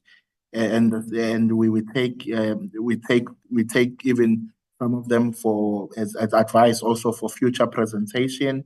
Honorable Suisa, in terms of what we are planning to do in order to achieve a clean audit, we are implementing all of the AG's recommendation, the 13 recommendation that they had made, 11 recommendation, apologies for that they had made in the previous financial year, where some of them they had asked us to improve our standard operating procedures. We've also, because in the past, our challenge where we've had to do adjustments in our submission to the AG were in the financial statements. So in December, we also prepared interim financial statements so that they can be looked at early before preparing the final ones. So those are the actions that we have taken. We also have an audit action plan, which is being monitored on a quarterly basis by our audit committee first, and in all our engagements, our quarterly engagements with the Department of Public, or with the Ministry and the Department of Public Works and Infrastructure, under the quarterly meetings that we have with the Deputy Minister to look at our performance and progress against what we have committed. So those are the plans that we have put in place, and we have 3 levels of assurance that we've put in also, having the first level being the management team with a specific unit that looks at the internal audit, having our committee, and obviously having the shareholder and also this forum to also look at our progress. In terms of the register and the targets per grade, we can definitely provide that breakdown. And it is true that it is important that we have targets per grade. And in our strategic plan, we had put that to saying from grades 4, 7 to 9, we need to see that being 75%. And the last we had done the computations, I think we're sitting at 70, and the same was done for women. Initially, we had challenges. We had never set targets 5 years ago on people with disabilities. So we are changing also our registration processes so to be able to capture that information so that we can accurately report on how many of our contractors have declared disabilities in the process of registration, so that we can also track how much work that any of these designated groups get from the projects that are available. Yes, we take note of the comment on the APP. We could have focused more on the target, but given an opportunity, we would be more than happy to share again the improved targets, the increased target, because from the previous financial year, the board has taken a decision to stretch on most of the targets because of those that we had achieved, saying that we can offer more as an entity. And we apologize for that. In future, we will stick to mostly the targets going forward, and limit the discussion on the situational analysis on what we are at. But we do take note in a positive manner on the suggestions that has been made there, Honorable Chairperson, Honorable Siwile, and Honorable Chairperson. Honorable Tring, the effect of the site disruptions and invasions has been devastating for the industry, in a sense that it is turning away good contractors in terms of competence and experience from participating meaningfully, because it has become a danger, and it actually delays the implementation of projects, ends up costing the country more money to implement projects because of delays on site, and also impacts adversely the opportunities that we could have for employment in the industry. So under the leadership of the minister and the deputy minister, we've taking a two-pronged approach to this particular issue.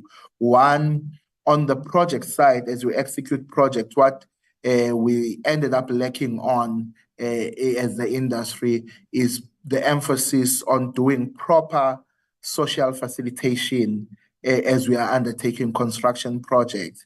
And the bad actors in the industry used that opportunity when social facilitation became weak to say we represent the community, as the chairperson has already alluded, where social facilitation, if done properly, would also allow for the identification of local businesses in the area, and also structure the project in a way where they are meaningful parcels and participations of work, and not have that part as an afterthought.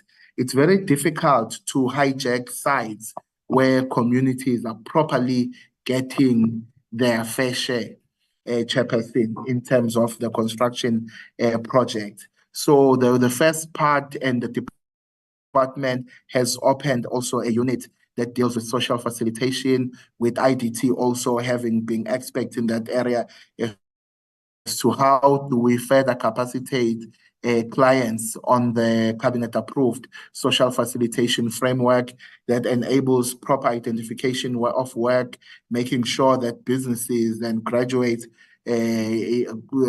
interns from those areas are included in those construction sites. Because what our view has been, is that on those projects where it's only people from outside those areas that are participating, it's much more easier for bad actors to be able to hijack those sites, because they go under the theme of we want to transform for local. But what we want to do is to make sure that those that are in the construction industry and are really interested in the genuine participation in terms of getting contracts and improving the cidb grading benefits. So that's the first part.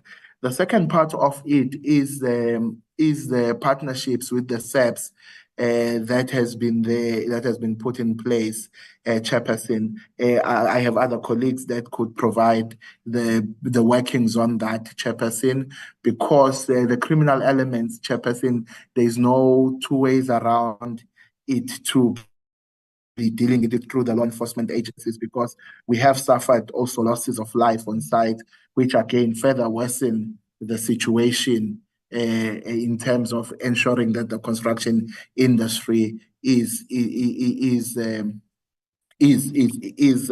attractive. What CIDB has done to also guide clients as to the requirements of the law when it comes to ensuring meaningful participation of locals, we have also drafted a model policy, a indirect targeting model policy, that if clients apply, they can be able to set up framework agreements where local communities would participate in the larger construction projects, chairperson. And we are currently workshopping that with the various infrastructure clients to ensure that they have means of ensuring meaningful participation of the local communities in construction projects, chairperson. Yes, and it's quite important that this work gets done so that we can be able to make sure that the construction industry contributes meaningfully. Honorable Chairperson, in terms of the research that is being done, Chairperson, we have two centers of excellence, one at the University of Johannesburg, which is working with Walter Sisulu University, and we also have the second one at the University of Witwatersrand, but we are still selecting a partner for that university, preferably a university that is not as research intensive as that, so that they can share also in terms of the mentorship, producing of PhDs from that particular school, chairperson. In that research that is done through the Center of Excellence is not included when we count this particular research, because this one is done directly by the CIDB. And the research work that has been done there, chairperson, in the recent past includes the of our contractors and people who are participating in the built environment. So as we push on or go with the fourth industrial revolution and the adaptation of technologies, we don't have a unmanageable loss of jobs in that particular sector. We are also doing a lot of research on the building information modeling for the professionals, because there is also a need to accelerate the aspects of ensuring that we can capture our projects digitally. We are also looking at also procurement, on how to make procurement more transparent. That's also the research that has been done. The focus now, Chairperson, for the year under review on the research will be more on procurement, on how procurement can better respond to our transformation targets. And because currently we do monitor in terms of who gets awarded the work, but we also need to do research on how we can tweak within the current regulations, our policies and government policies, guide on government policies, so that we are able to better respond using government procurement for transformation. In terms of Chairperson, I take note also on the compliance that you've noted, to saying, as much as the policies are there to say subcontracting needs to happen, we need to check as to whether that subcontracting is benefiting local communities. I think that will be an important addition, Chairperson. And in our compliance work, we can, as people register their projects, we can also monitor that and draw up even a digital platform that will be able to point that out as to who really is benefiting from that. And I think it would be useful also for policy and oversight, Chairperson. I thank you, Chair, for the opportunity. If there is a question I've not adequately covered, Chair, I am happy to provide clarity or seek clarity, Chairperson. Thank you very much. Thank you, CEO, honorable members. In the absence of follow-up questions from you, we appreciate the presentation by cidb, and also the responses to the comments and questions that we have raised with them. We then move to CBE. We will allow Nola to give hosting rights to CBE.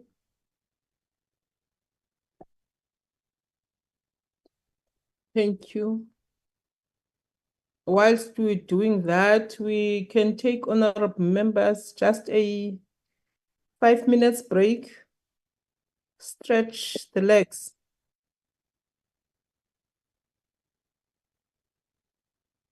Honorable members, Sisa Kona Pov.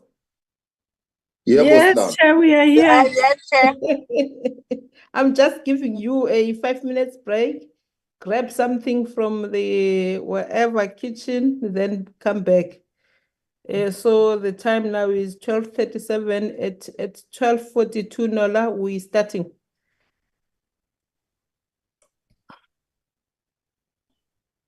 Siyabonga. Sure.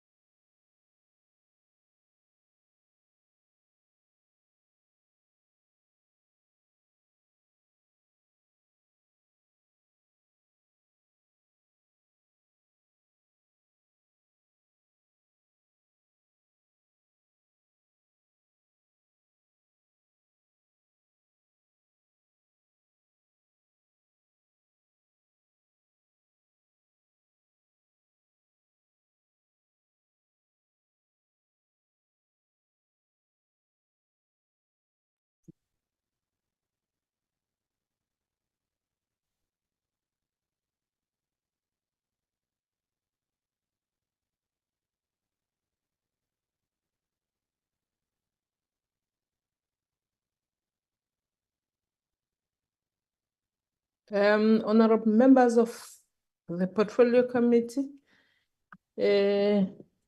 entities that are here, department, welcome back. I think we have enjoyed the 5 minutes break that we had. We will now deal with the last entity, which is CBE. I invite CBE delegation to present for us. Over to you, CBE.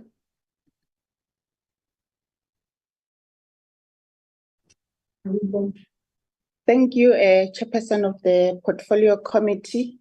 Good afternoon to you and to the Honorable Deputy Minister, members of Parliament, all protocol observed. As CBE, we will be presenting to you the 2024-2025 annual performance plan as we are preparing for the 7th administration. We have also as CBE developed a five-year strategy, and we have also looking at the programs that we have within CBE that we have developed within the strategy. There are various programs that we have been working on. So as part of concluding some of the work with the closing of the 6th administration, we will be continuing with some of the programs and some of them we will be closing. So the APP plan today is aiming at giving that feedback on how we are planning to roll out the programs that we have in our annual performance plan.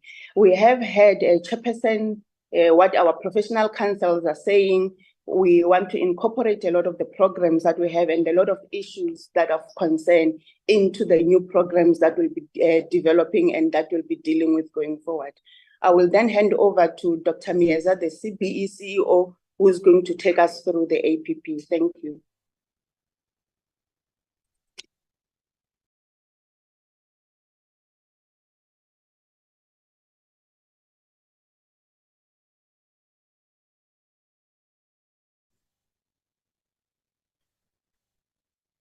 Chairperson, good afternoon. Thank you very much, Chairperson Mayor Mlongo. Also want to greet the Deputy Chairperson, Mayor Maraka, and my colleagues, as well as Portfolio Committee members, as well as the Deputy Minister of Public Works. Chairperson, we want to take the opportunity that has been given to us to present the APP that was distributed to committee members in advance. Ours really, Chair, as the Chairperson has indicated, is to build on the work that we've been doing and also take lessons from the past in terms of how we want to respond to the challenges facing the industry. In the main, Chair, this is the framework APP that reflects on the past, but mainly built on the work that we've done. Secondly, we have also started the work around the 20-year review of the organization, which influences mainly the work that we are doing currently as the organization.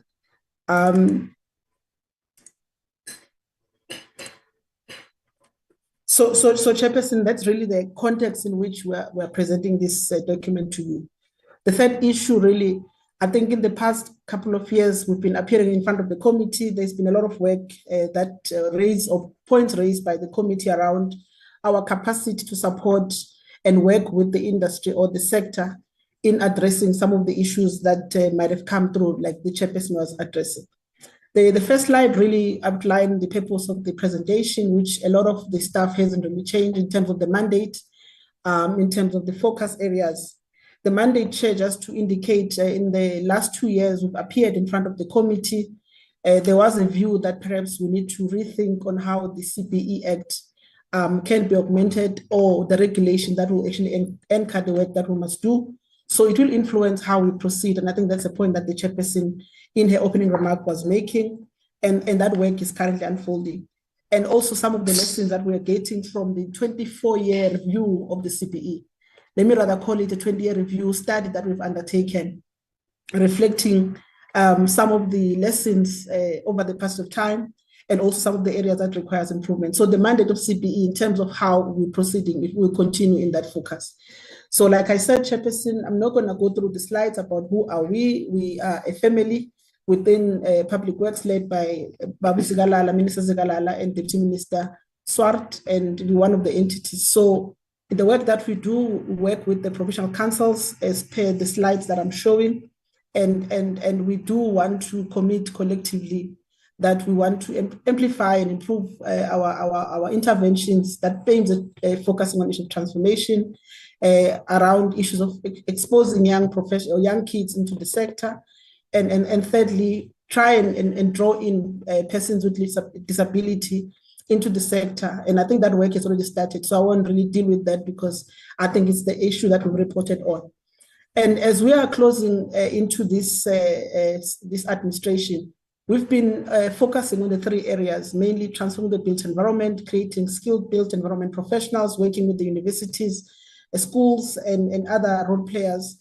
And the last one, the work that we now, I think we are on course in really driving the issue of people with disability or persons with disability, women and youth in the sector. So the vision as part of the work that we are doing has been re-looked into as part of the new strategy, but I think that's a process that we'll actually embark on when we come back to present our next APP. But the current APP is framed around the vision, mission, and the values that were actually approved by the council as part of the work that we must do moving forward. Like any other entity, we focus on in terms of the framework that governs the work of the state, wherein we've got input, activities, outputs, as well as outcomes. Obviously, outcomes are longitudinal in nature, so therefore we appreciate that some of the work that we do might take slightly longer for us to realize the impact of the work that we do. But I think we don't really pay attention too much on activities, but I think it's important to ensure that your activities help you to drive the agenda of the organization. This is the mandate that has been given to us by the ministry in terms of ensuring that we regulate the built environment profession. We'll continue focusing, as I indicated, on the areas that we want to drive, especially around issues of fit for purpose personnel. And I think it's anchored around the work that we are doing together with the National School of Government, especially targeting the public service. So there's currently a strategy that's been approved by MINMEC, which is going through processes of consultation. I think that's really the area that we'll actually want to pay attention to moving forward.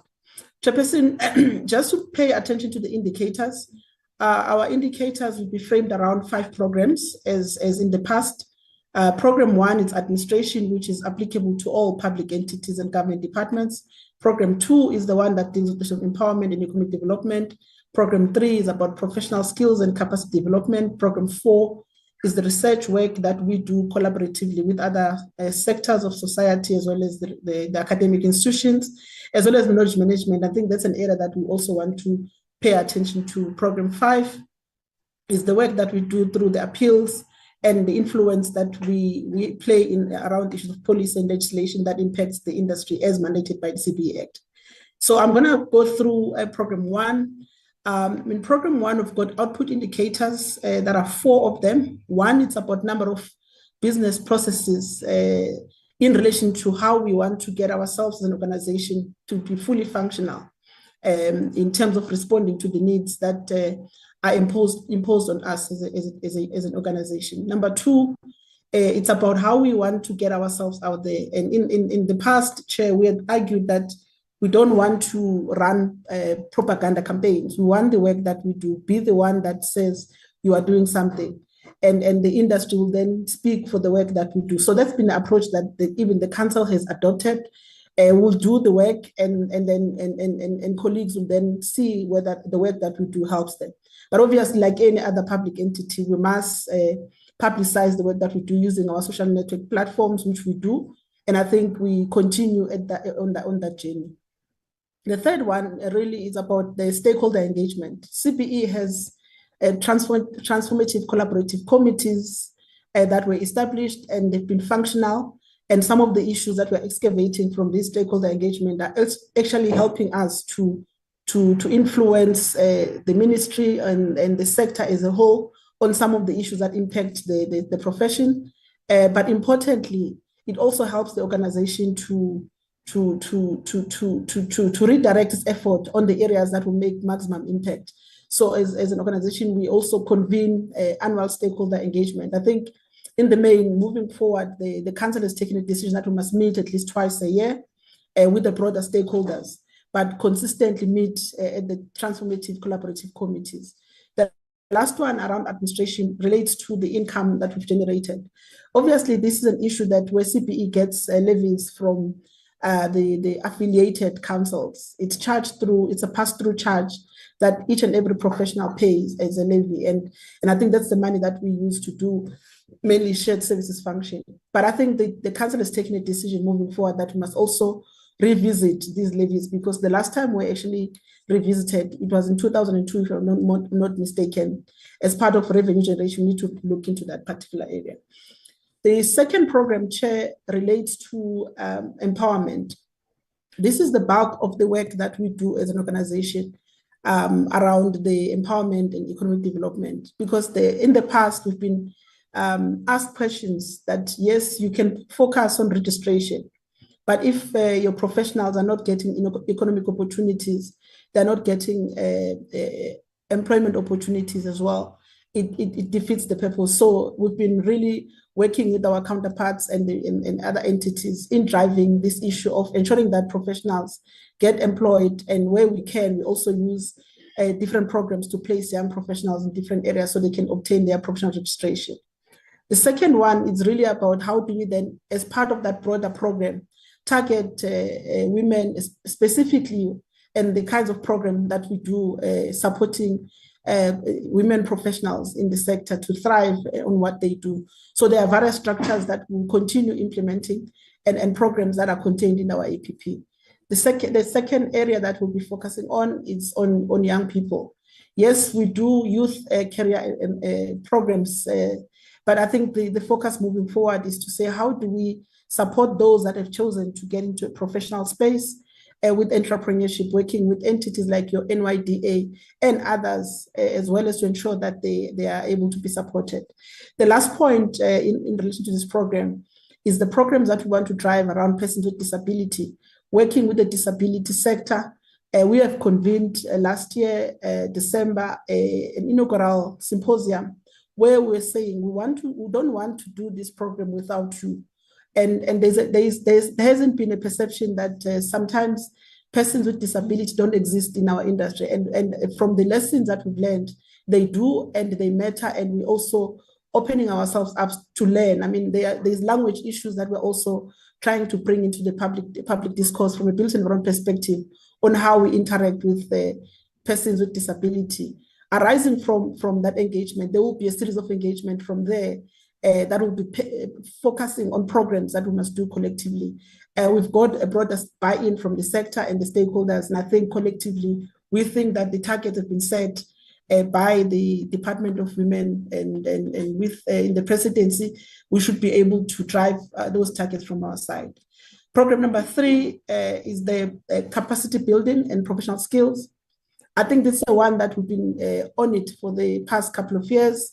It's framed around the skills pipeline strategy that was approved in 2014 by the organization, which focuses mainly on 5 areas: schools, system, matriculants, graduates, candidates, and professionals.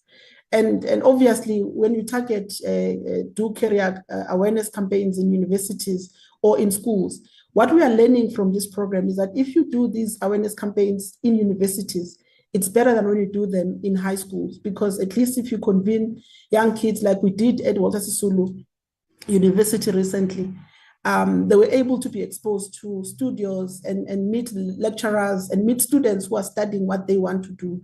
And I think that's an approach that we want to start moving forward. But we'll continue depending on the situation, because in some places, we don't have places that offer built environment. And I think we'll try and bring the experts to those places, because it's not good enough to talk to kids about the careers when they can't relate to those people. The second one relates to the built environment enforcement tools. I think our view, Chair, is that there's a lot of laxity in the industry. And we think we should go back and revisit our code of conduct and how do we hold each other accountable for the things that we do or we don't do. And it's a work that the team will continue to do. So our target is that by next year, we should able to present something tangible, but it's an ongoing process that we're working on. The last one around program 3 relates to the work that we're doing through the DDM model. There has been a view from council that we can't sit outside of the DDM model. Yes, we might not be in a municipal space, but I think the drive that is led by COGTA and the presidency as an organization, we must also reconfigure ourselves so that at least we are able to, how do we do structured candidacy programs and professionalization programs that we do working with SALGA through districts and in localities where our members are or our young people are. So that's really the framework that we've been adopting as an organization and moving into the future. Continuously on program 3, arising from the work that we've been doing over the past of time, we have presented to MINMEC a series of intervention. I think the minister also spoke about them recently. There are about 12 of them in the strategy on how to capacitate and professionalize the built environment. One of them is the national logbook, which we are busy implementing. Really, what is the logbook is, it's about a centralized system of collecting data that we can use to influence the work that we do, targeting high school kids, candidates, graduates, as well as professionals. Professionals, we're not taking the functions of councils. Professionals that must come and assist as role modeling, professionals that must come and assist as to provide mentorship, professionals that must come and assist in terms of how the sector can move forward. The next one relates to the capacity studies that we want to do. It's in the main the work that we're already doing that relates to the capacity within the state, and is part of a broader professionalization framework that we've been mandated to work with the NSG and other parties. The program 4, it's really research work. As a CBE, we accept that we are not a research organization, and our view is that we need to partner with others, but there are research areas that the council and members would like us to pursue. So in this current financial year, we'll focus on the 2 research as part of the APP, but obviously we'll do short-term studies, quick surveys as a dipstick on issues as they arise. And the second one, will also develop briefing notes, which consistently, I mean, it makes sense for us to brief the ministry and council on some of the emerging issues that are coming through around the profession. And the last one is the establishment of the research hub. We have made an observation when we were doing a 20-year review that unless we are able to collect this data over the past of time, we might lose very important information about the profession and how the organization has evolved over time. So we want to use the momentum of the 20-year review to build the research hub. Program 5, which is the last one, Chairperson, relates to public protection and policy and legislation. It's a regulated space. It's in the CBE Act, wherein members, if there are disputes between themselves, and with their councils, they can lodge those appeals through the CBE, and we've got 60 days. So that one, it's the work that we continue to do and improve, especially on how the appeals are handled, and as well as we've taken a decision through the council that we publicize our appeals so that at least members can also learn from those experiences. The last 2 relates to the complaints that we received from the public. We have a complaints manual that we've developed because there were instances where we get complaints from the members of the public about either councils, either CBE or public departments or professionals. And I think we had to determine on how do we work with in a structured manner to deal with those complaints. So that work will also continue. The last one around program 5 will be about the investigation report that we do. And those investigations are influenced by cases that get deposited to the CBE as and when the matter comes through. So we'll then be able to address those. Chairperson, let me not get into the finance matters, just to indicate 2 points, Chair. I'll get Sari to present. In the past, Chair, we've been impacted mainly by the budget cuts as an organization. If you check this slide that I'm presenting, there has been a decline in terms of the allocation in real value. And I think it does impact us as an organization, since we mainly rely on the grants that we get from National Treasury. But secondly, is the fact that our levy have not been reviewed since 2000. And I think if you look at the CBE Act, it mandates the council to look at the levies that professionals pay to CBE on an annual basis. And I think we've been mandated by council to bring a report to them. So those are some of the revenue measures that we are putting in place. But overall, Chair, I think the budget cuts that everyone in the country has experienced has impacted us. I mean, if you look at the budget, it looks small, but in a smaller entity like ours, if they cut our budget by, say, 5 million rand, it really goes a big way in terms of impacting the program.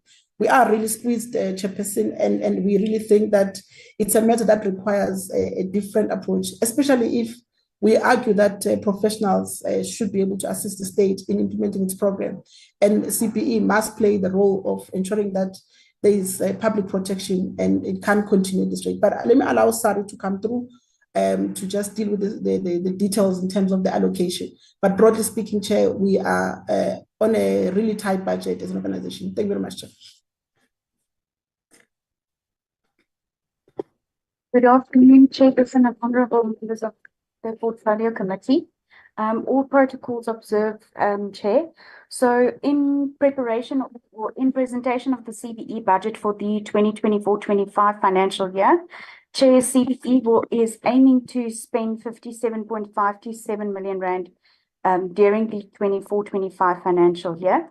The average growth rate of the CBE budget is currently sitting at 1.5%, Chair, while the forecasted inflation rate is currently envisaged to be 6%.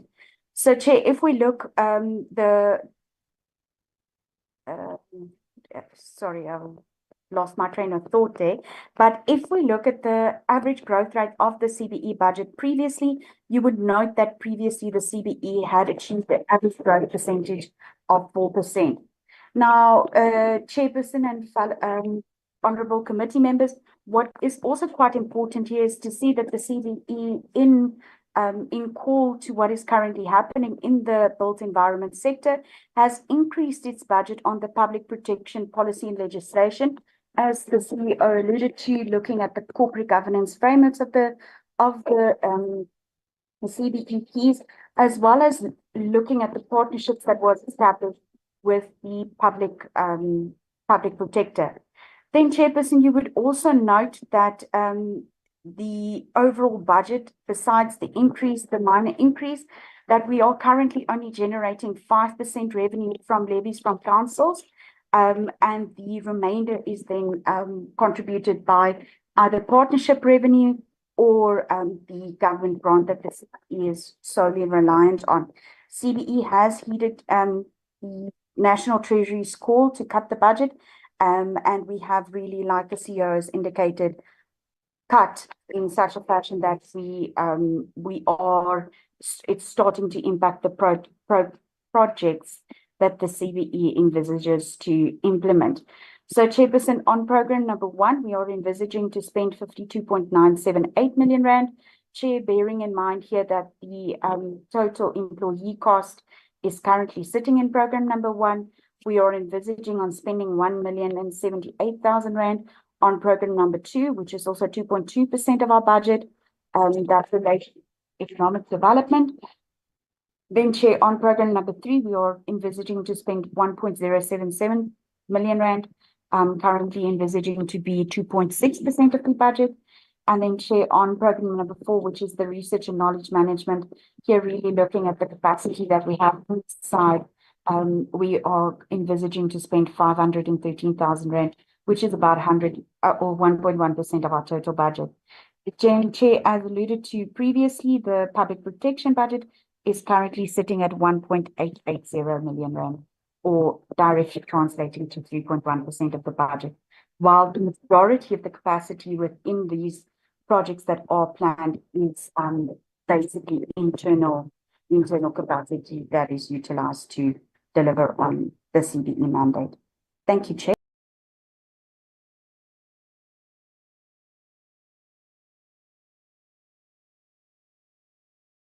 Chairperson, thank you very much. That concludes our submission to the committee. Thank you very much, Chairperson. We table the CBE annual performance plan for committee's recommendation and consideration. Thank you very much, Chairperson. Thank you so much, Chairperson of the board, CEO and CFO for this presentation. I now invite honorable members to interact with this presentation from CBE. Honorable members.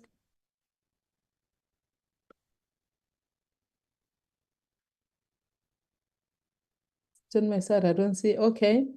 Honorable Trink, I can see your hand.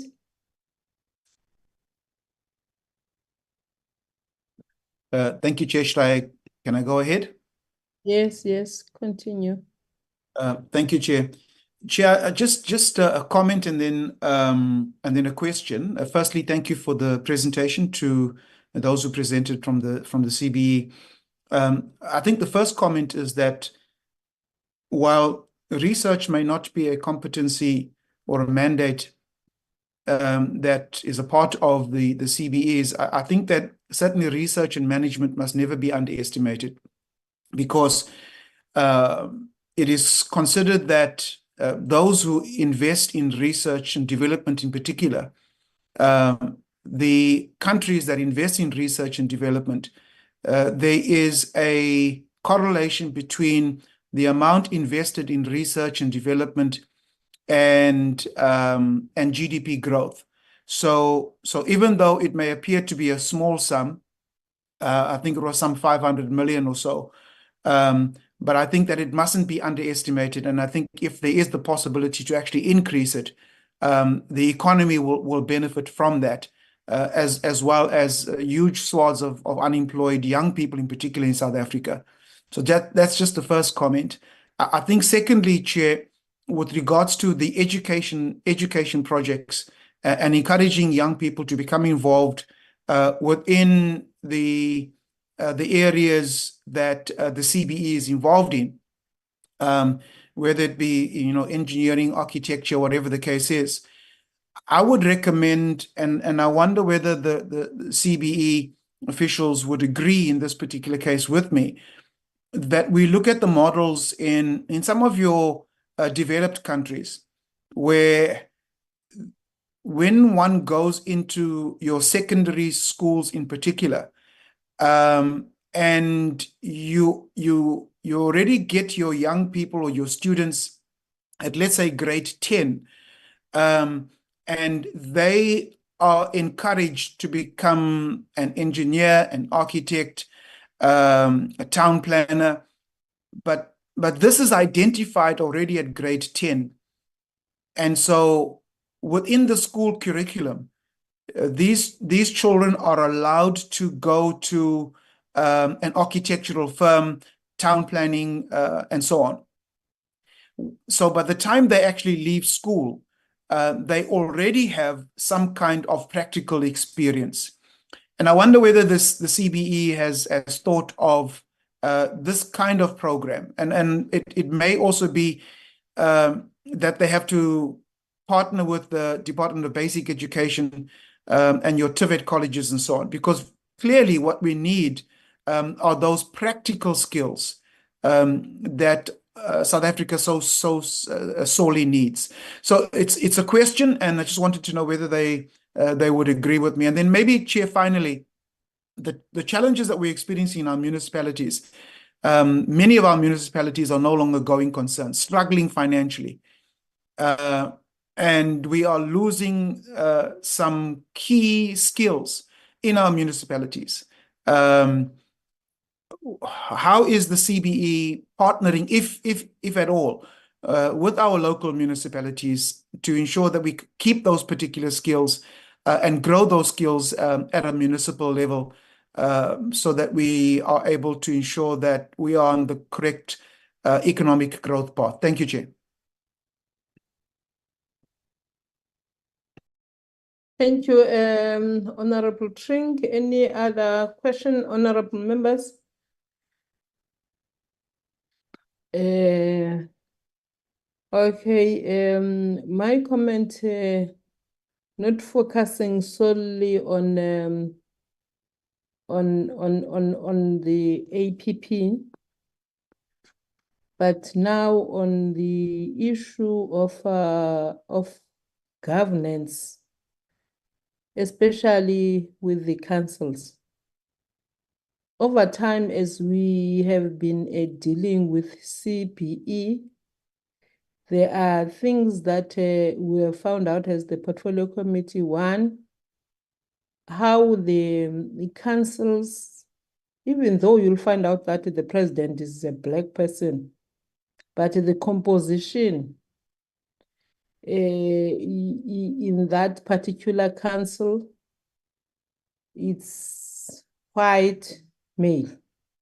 We had that. The majority. Two, we also had a challenge of having to deal with the challenges within the councils. As you know, that we have invited you again on the 27th with a particular council. So my question to the leadership of CBE is, how are you dealing with these issues? Before that, they have to come to us as the portfolio committee. How are you dealing with the issues that are there in this council? Are you maybe checking how are they performing?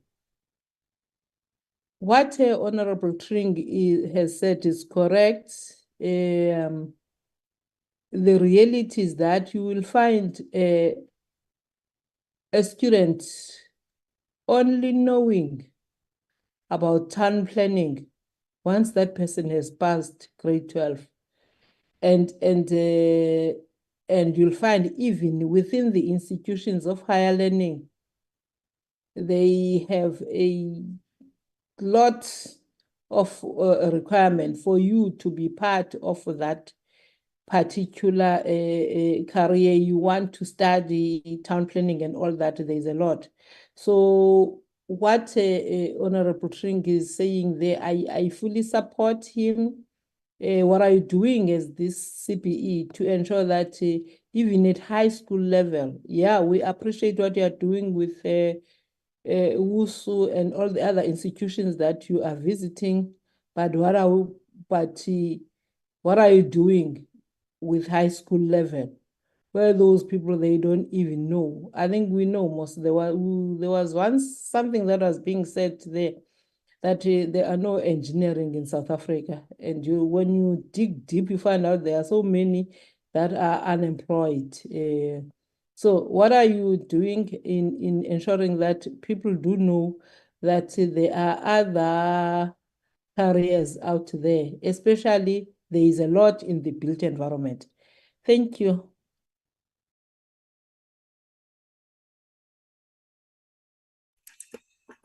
Thank you very much, Chairperson and council and committee members. Member Thring, I think you are spot on, and I think that's the view that we also hold as management. That I think it's a view that is also shared by council. That there are two types of research that you do. One research is the one that you do on a day-to-day basis to help you with the operations. So you'd be quick surveys. That influences how you then respond to the industry issues. But there is a research that relates to how do you develop the profession beyond what we know. So the influence of information or artificial intelligence in our sector. So in the past, you could work without a laptop or a phone. Nowadays, things are quicker and we don't want to be left behind as a profession. So as a Built Environment Council, we acknowledge our limitation as a council. Hence, we are partnering with the universities and not really having centers of excellence like CIDB does, but will then go to UKZN on the basis of the strength that they have as an institution and say, what are the key areas that we can jointly support and drive from a research point of view, which will then come back and influence the work that we do. Because research has to follow a particular methodology, and it has to be credible, and it must stand the test of time. And I think that's an approach that we as CBE we've adopted. So we are working with different institutions, be it UCT, on the issues of building codes that influences the sector. The building codes currently that we are using, they were done a couple of years ago, and we arising from the work we've been doing through the climate change work, is that we must relook at the building codes that influences professionals. So Councillor Member Thring, I think you are correct, and we agree and we take the advice. I think we don't really have any objection to the point that we must not underinvest in the research area. The second point that you raise around the models that other countries have adopted, I think it's also similar to the point that Chairperson, you are raising around the built environment, a career program. As a built environment council, we accept that our professional councils individually, when they go to school, if let's say EXA or SACPMP or SACEP, they'll speak architect, or they'll speak project managers or management. And I think CBE has a responsibility of speaking about the profession in its entirety, that within the built environment, you've got different work streams that you can pursue as a young person. It does not follow that because you're not able to go through UCT or UKZN or UJ to do engineering, you can't go to a TVET and study electrical engineering there, or go to a TVET and be a plumber, because it's in the value chain of the built environment in totality. So those are some of the programs that we are doing. That's why we have entered into working relationships with your sitters that are specializing in different areas of work. So I also agree with that, with the suggestion of partnering with different entities. The last point, when we started the DDM model as an organization, we acknowledge that we've got 44 districts and CBE with a staff complement of about 40 people. We can do so much. But I think if we then work with the like-minded partners like Yosalga, which can then give us an access and a footprint to a local government space, it will take the work that we do in a long way in addressing issues of capacity that they would have done, and also with LG SITA. So we are currently finalizing a memorandum of understanding with SALGA, which will be anchored on the deliverables and implementation plan, which will then guide us on how do we support municipalities with the capacity that they require, but also respond to the needs, because you don't assume that a Pixlika semi-district in Kimberley has the same challenges as King Daringebo in Mthatha or the city of eThekwini. So it will be a targeted approach that we do from a CBE point of view. In relation to the, I think, Chair, I think the point that we're agreeing on, also I think the point around the publicity campaign, the work that we've been doing, Chair, has been mainly targeting schools, working with the Department of Public Works, Department of Higher Education, and some of the entities that are within the education sector, as well as the professional councils themselves. What we were sharing now was that we have actually discovered that we actually get a better response from young kids when we take them from a high school or amalgamate them into a place where they can relate to, whether it's a TVET or a university, because then if you say architects, then you are able to take them to a studio. They can see first-year students who are doing that. So, but in the past, we've been actually going to speak to them about different professions. So it is a mix of the two. We continue with our career awareness campaign. Some of them are led by the Department of Public Works, and I see Vangeli is on the line. We used to work closely from a professional services point of view on career awareness, which we've been doing over the past of time. And when you look at it from the outside, Chair, it doesn't look like we might be making a dent. But I think we strongly believe that if we expose young kids on the professions that exist in the industry, that will go a long way. Let me allow the chairperson to respond to points that were raised by the chair, because there was a process that has been started. Thank you very much, Chairperson.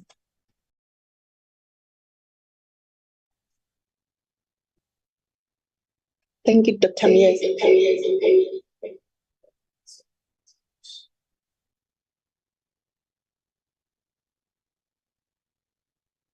Thank you, Dr. Mieza. I think point number one, you have covered it fully in terms of the programs that we are currently running to deal with the issue of research and development, and looking at the basic education and ensuring that our young, the learners in the basic education levels are exposed to the built environment activities through the various programs and partnerships that we are currently running. Chairperson, regarding the second item in terms of the governance with the professional councils that falls under the built environment, yes, there is some challenges which we acknowledge in terms of governance processes, some misalignment on how a lot of these governance processes are maintained through the different council of the professional councils that we have. So we have really started as part of our 5-year strategy, ensuring that we measure the performance of our built environment professionals. And this is through the engagement that we're going to be implementing going forward to ensure that the professional council strategy and their mandate speaks to the Built Environment Act, which is our Bible that is governing us as the built environment, ensuring that those governance processes, the governance challenges that we're experiencing now are dealt with through the proper channels that we as CBE are establishing to ensure that our professional councils are aligning to that. So yes, Chairperson, we have started some work. We have also engaged and make a decision that we'll be having regular engagement with our professional councils to deal with these issues that you have highlighted, especially where there's misalignment in terms of the performance and in terms of how the professional councils are operating. So through the process of engagement that we have started with the professional councils and the regular interactions and the meeting that we'll be having with them will ensure that we close the gaps that we are currently experiencing in these professional councils. Thank you.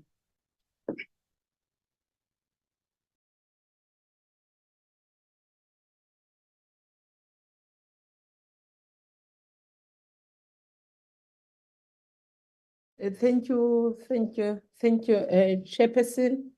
Thank you, CEO, for the responses on what we have raised. We really appreciate the presentations that you have made to us and the responses, and the fact that there is light at the end of the tunnel. We can see the vision and that you are steering this ship to, and we hope that over time, and yes, you will achieve that, especially when it comes to built environment. Yeah. Thank you so much. Honorable members, we come to the end of the presentation of our entities, all 4 of them. It was really a marathon today. Thank you. CPE, you may be released now. Can we deal with the minutes, honorable members? Ms. Martinez, the minutes. Thank you very much, Chairperson. Thank you, Chairperson. Thank you, Madam.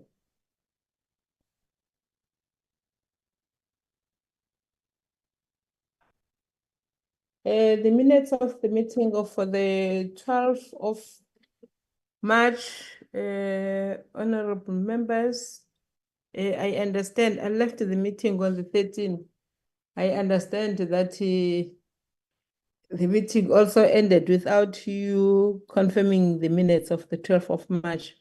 So these minutes were sent to us earlier on, honorable members. Are they the true reflection of what happened on the 12th of March?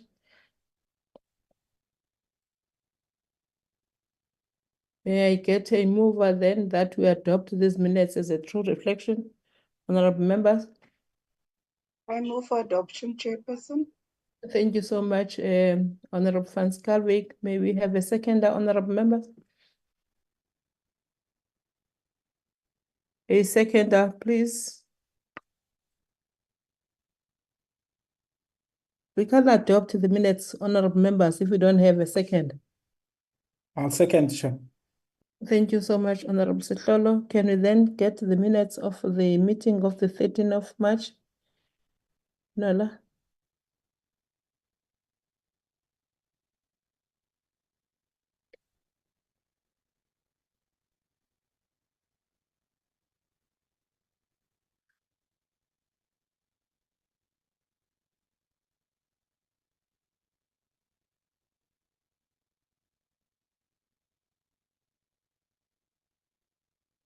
Thank you, Honorable. Thank you, Nola. Honorable members, these are the minutes of the meeting of the 13th of March. Are there any amendments? If none, can we get a member who moves for the adoption of these minutes?